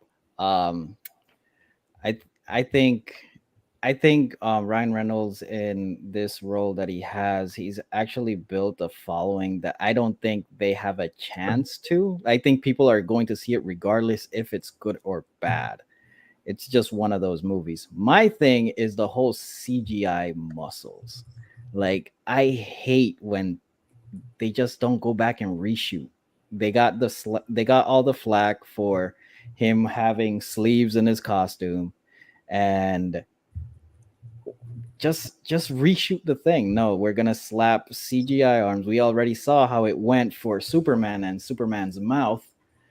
I'm a big production guy, so that already just bothers me. Like, you could see how it, and sometimes it moves, and you can just see how it clips onto it. Like, it's I'm taxing it for that, but I mean, I think it's gonna be successful. I don't think it has anything to compete against, so that's a plus for it anyway. Well, I know Disney has tried to interfere a lot when the movie was being shot. They tried to interfere a lot, and Ryan Reynolds had to play a lot of defense to keep the vision that he wanted. Yeah, they wanted to add some weird like characters, and then he kept on saying no. And he's like, bro, like, thank God, because I think after this, Disney will have complete control of Deadpool, because this is the last of the Fox deal that Ryan Reynolds made for Deadpool. So this is the last one. After that, we could see Disney take Deadpool in a completely different direction. But I mean, I agree with Santo. It should be very successful. It's just the one thing, because what's his name? Wolverine's been one thing that always kind of bothers me is how short Wolverine actually is in the comic compared to what he is now. So people just have this kind of feel for Wolverine, what he actually is, and it's just not comic book accurate. I'm not hating on Hugh Jackman for that. It's just what they got to do to sell the character. But it should be a very good movie. I'm just, now that you told me, Santo, I'm just gonna be looking at him. I'm like, fuck. You can't unsee it. You can't unsee it once you see it. I feel like the Hugh Jackman version is more. He's more, from what I've seen. When I don't read comics. Oh, he plays the character very well. He definitely. I think he's more. I'm more interested in Hugh Jackman's Wolverine than like the TV show Wolverine, personally. Oh yeah, because he's not getting cucked half the damn time. Exactly. You know what I'm saying? Do we think this is gonna rejuvenate Marvel? Because it's been, Well, Marvel's saying that because since they've messed up so many damn movies, they're using this to. I guess they put some stuff in this movie to help them with the future movies. So I guess they're using the purpose of this to rejuvenate themselves. Kevin Feige threw out Avengers versus X-Men as an idea because now that obviously Jonathan Majors is done, they got to scrap Kang completely. Yep. So they threw the idea of Avengers versus X-Men out there, which I would not be mad at. The problem is now you gotta introduce the X-Men. You got to do movies for that, and then by the time you're ready to make that event, the Avengers that you have now, they're done. I think they're gonna try to just like weasel in. Avengers versus X-Men is huge. You need to give it low-key Infinity War Endgame treatment. You can't give it the first Avengers movie treatment. That's gonna take. Yeah, that's gonna take years and years, and they're not set up for that right now. And they need casting for a lot of the X-Men. And I don't think Deadpool holds that kind of weight to revitalize Marvel in itself. I think it has to be something like X-Men, or even like how Lonnie was saying, Doom. Like if they fumble those, it's cooked. It's over. They we saw in the end of the Marvels movie when they introduced Beast in the alternate universe type and in the multiverse thing, and I'm like, people are like really, really, really hoping they don't fumble X-Men because they've been waiting for that for such a long time. If they fumble that, it's over. Like you can't, like, no reboot is gonna fix anything. It's cooked. I mean, they fumbled the Illuminati. The Illuminati wasn't that hard. You got the right casting for Mr. Fantastic. You bring Charles Xavier back, or Patrick Stewart's Charles Xavier, and you ruin them. They already replaced Mr. Fantastic. So, which is crazy. That guy's the perfect. John Krasinski is the perfect Mr. Fantastic. He just fair. They have a new Fantastic Four cast. We'll see how they go. But Santo, I think Deadpool has enough. I think it's big now. It's big enough now. I think Deadpool is literally like its own thing. I don't think it's not going to be the Avengers. It's not going to be X-Men. It's not going to be Spider-Man. It's just not on that bar. But they're tying. That's why they're trying to tie everything in. That's why they're doing the multiverse stuff, because they're connected to what is the time guys? The whole story is revolved around the time guys. I forget what their name is. I get the timekeepers. I forget whatever they're called. Yeah, no, but what's funny is that they fumbled so much that I'm just like they Loki never really a fumble. Let's be very clear. Loki was not a fumble. No, not Loki, but I'm saying in terms of majority of their projects the last few years, they fumbled so much. They never brought in Deadpool as like a relevant canon thing. So it's like they fumbled so much of like, hey, this is like our successful thing that we don't even fully own, but we got to use this to try to like prop ourselves back up because all of our main shit the bag. So the best thing that they've made that is Marvel owned is Shang-Chi. Since shows or movies? Or movies. Because even if you do Loki in a movie, you're gonna have to explain it because there are people who didn't watch the show, so you're gonna have to spend time doing that. Shang-Chi's the only legitimate product that they have. I think some of the movies were all right. I don't think they were bad. I think Eternals was bad. I don't think it was bad. I think it was average. I don't think it was. And also the fact that they have these superpowered people just running around Earth, but they just sat there when Thanos invaded. When Atari invaded, they're not allowed to get involved. Thanos wiped out half the life in the universe. You could get involved. No, they can't. No, they can't. They explain it, but I mean, the movie was mid at best. Yeah, it was average. But I mean, that's why I said Deadpool can kickstart this new Marvel. And I don't have high hopes for that Captain America. Sure, Carrie. I haven't even seen Mackie, because I watched Captain America Winter Soldier. It wasn't good, and most casuals haven't seen Sam Winter Soldier on the big screen. So there's a lot they have to establish if they're going Avengers versus X-Men, if that's what they're trying to do. Yeah, you have to spend the whole Avengers movie establishing mutants because you have to establish that. I haven't seen a trailer. Who's the main villain of Captain America? I don't know. I haven't seen a trailer, but I just know it's coming. I gotta watch it. Okay. Maybe that might be right. They might decide the fate, but Disney has so much money, they're just gonna keep trying. Star Wars ain't working out. Don't talk to me about. Don't even say Star Wars. I'm gonna think of Acolyte and I'm gonna crash the fuck out. Thunderbolt Ross. And I'm not talking about Acolyte on here because if I talk about Acolyte, I'll just go on a rant and I might cry. Well, Creative Bobby, they They're tried saying Thunderbolt the- Ross in the first one with Ed Norton. Are they saying the main villain for Captain America is the Red Hulk? No, that's just things I could do. I think the Red Hulk was like in the trailer. Oh, I don't think he's. I so don't think he's the Thunderbolt villain. Ross is going to be the main villain.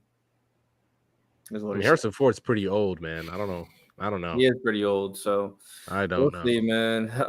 Hopefully everything kind of gets better, but we'll see. But I can't wait to watch that movie. I'm ready on Thursday. I'm gonna be locked in the theater. So I'm more that it's gonna succeed. We're gonna hear Deadpool 4, and then Ryan Reynolds is gonna leave because Disney wants to change everything about what makes Deadpool. nobody would watch the movie if he leaves. I'm not watching that shit. But there's gonna be so much. How with all the reports that we got of what Disney was trying to do now, and they don't fully own the movie yet. They don't own the rights yet. Yeah. Oh no, What they're going to do when they fully own the rights, I don't know, man. They can't figure out Blade. God, King Lion said one thing completely crazy. It's just a dude killing vampires. You can't figure that out. They can't find a director to save their life. No, X-Men 97, they fired the director for X-Men 97. They're fumbling Marvel completely right now. Nominated for an Emmy. Oh, you know what else is nominated for an Emmy? Blue-Eyed Samurai. I gotta watch that. That shit's heat. I don't know. Well, let's wrap it up. Yeah, we'll wrap it up. We appreciate everybody. You want to talk Gil Arena, so you want to save that? No, you can save that for a different time. Say that for J-Rob when he's here too. All right, so that is all we got for today's podcast episode. Appreciate everybody who tuned in per usual. Of course, thank you all the members. You guys are really supporting the channel, and it does a lot for us. And if you guys don't know, you guys can join Discord by going to the link tree, so you can be part of these different surveys. Just be a part of the conversation. And if you need a little bit help on how to support the channel, well, I got you. Make sure you guys like, subscribe to the YouTube channel, and ping that notification bell so you never miss any bit of content that we make. And you're here for the podcast episodes every Tuesday, 9 p.m. EST. Also, leave us down a comment. We'll make sure to reply to every single one of your comments moving forward. If you have a question, we may even answer that question for a future podcast episode. And of course, make sure you guys rate the podcast 5 stars on Apple Podcasts and on Spotify. Leave a review, give us your thoughts, and again, we'll make sure to shout you out on a future episode. So we appreciate you, and back to the craziness that is probably going on the BSS. So before we leave, just don't let these niggas fool you. Krillin's hair ain't real. He a bitch. What else did I have that was pretty good? You pose the baddest girl in the show. He's actually a cuck.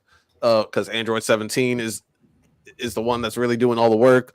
His baby ugly. What? That's not what Wait, what? Wait, that's not what Talking about 17 doing work for what? I'm just throwing shit out there. That's there. his sister, man. Are they brother and sister? Yeah. Yes. Oh, I take that back. That's nasty. That's some weird shit. Never mind. Slandering Piccolo was really the one doing that, bro. doing the work. You said Piccolo? Yeah, He has no Piccolo. He's literally, you don't got no reproductive organs, my He guy. figures it out. Master Roshi. Master Y'all wanna see Roshi is what the Krillin one. is? Master Roshi literally never leaves his island unless the world is in danger. I'm gonna be very clear. This is what Krillin She can looks fly. like. This is what Krillin looks like. There's no type of logic. It is just There's never been logic. Keep up. And There's it's never been Piccolo who logic. doesn't have There's never been reproductive organs. logic. All right, well, His hair ain't real. His kid ugly. Take TN's care still trash. and peace. He literally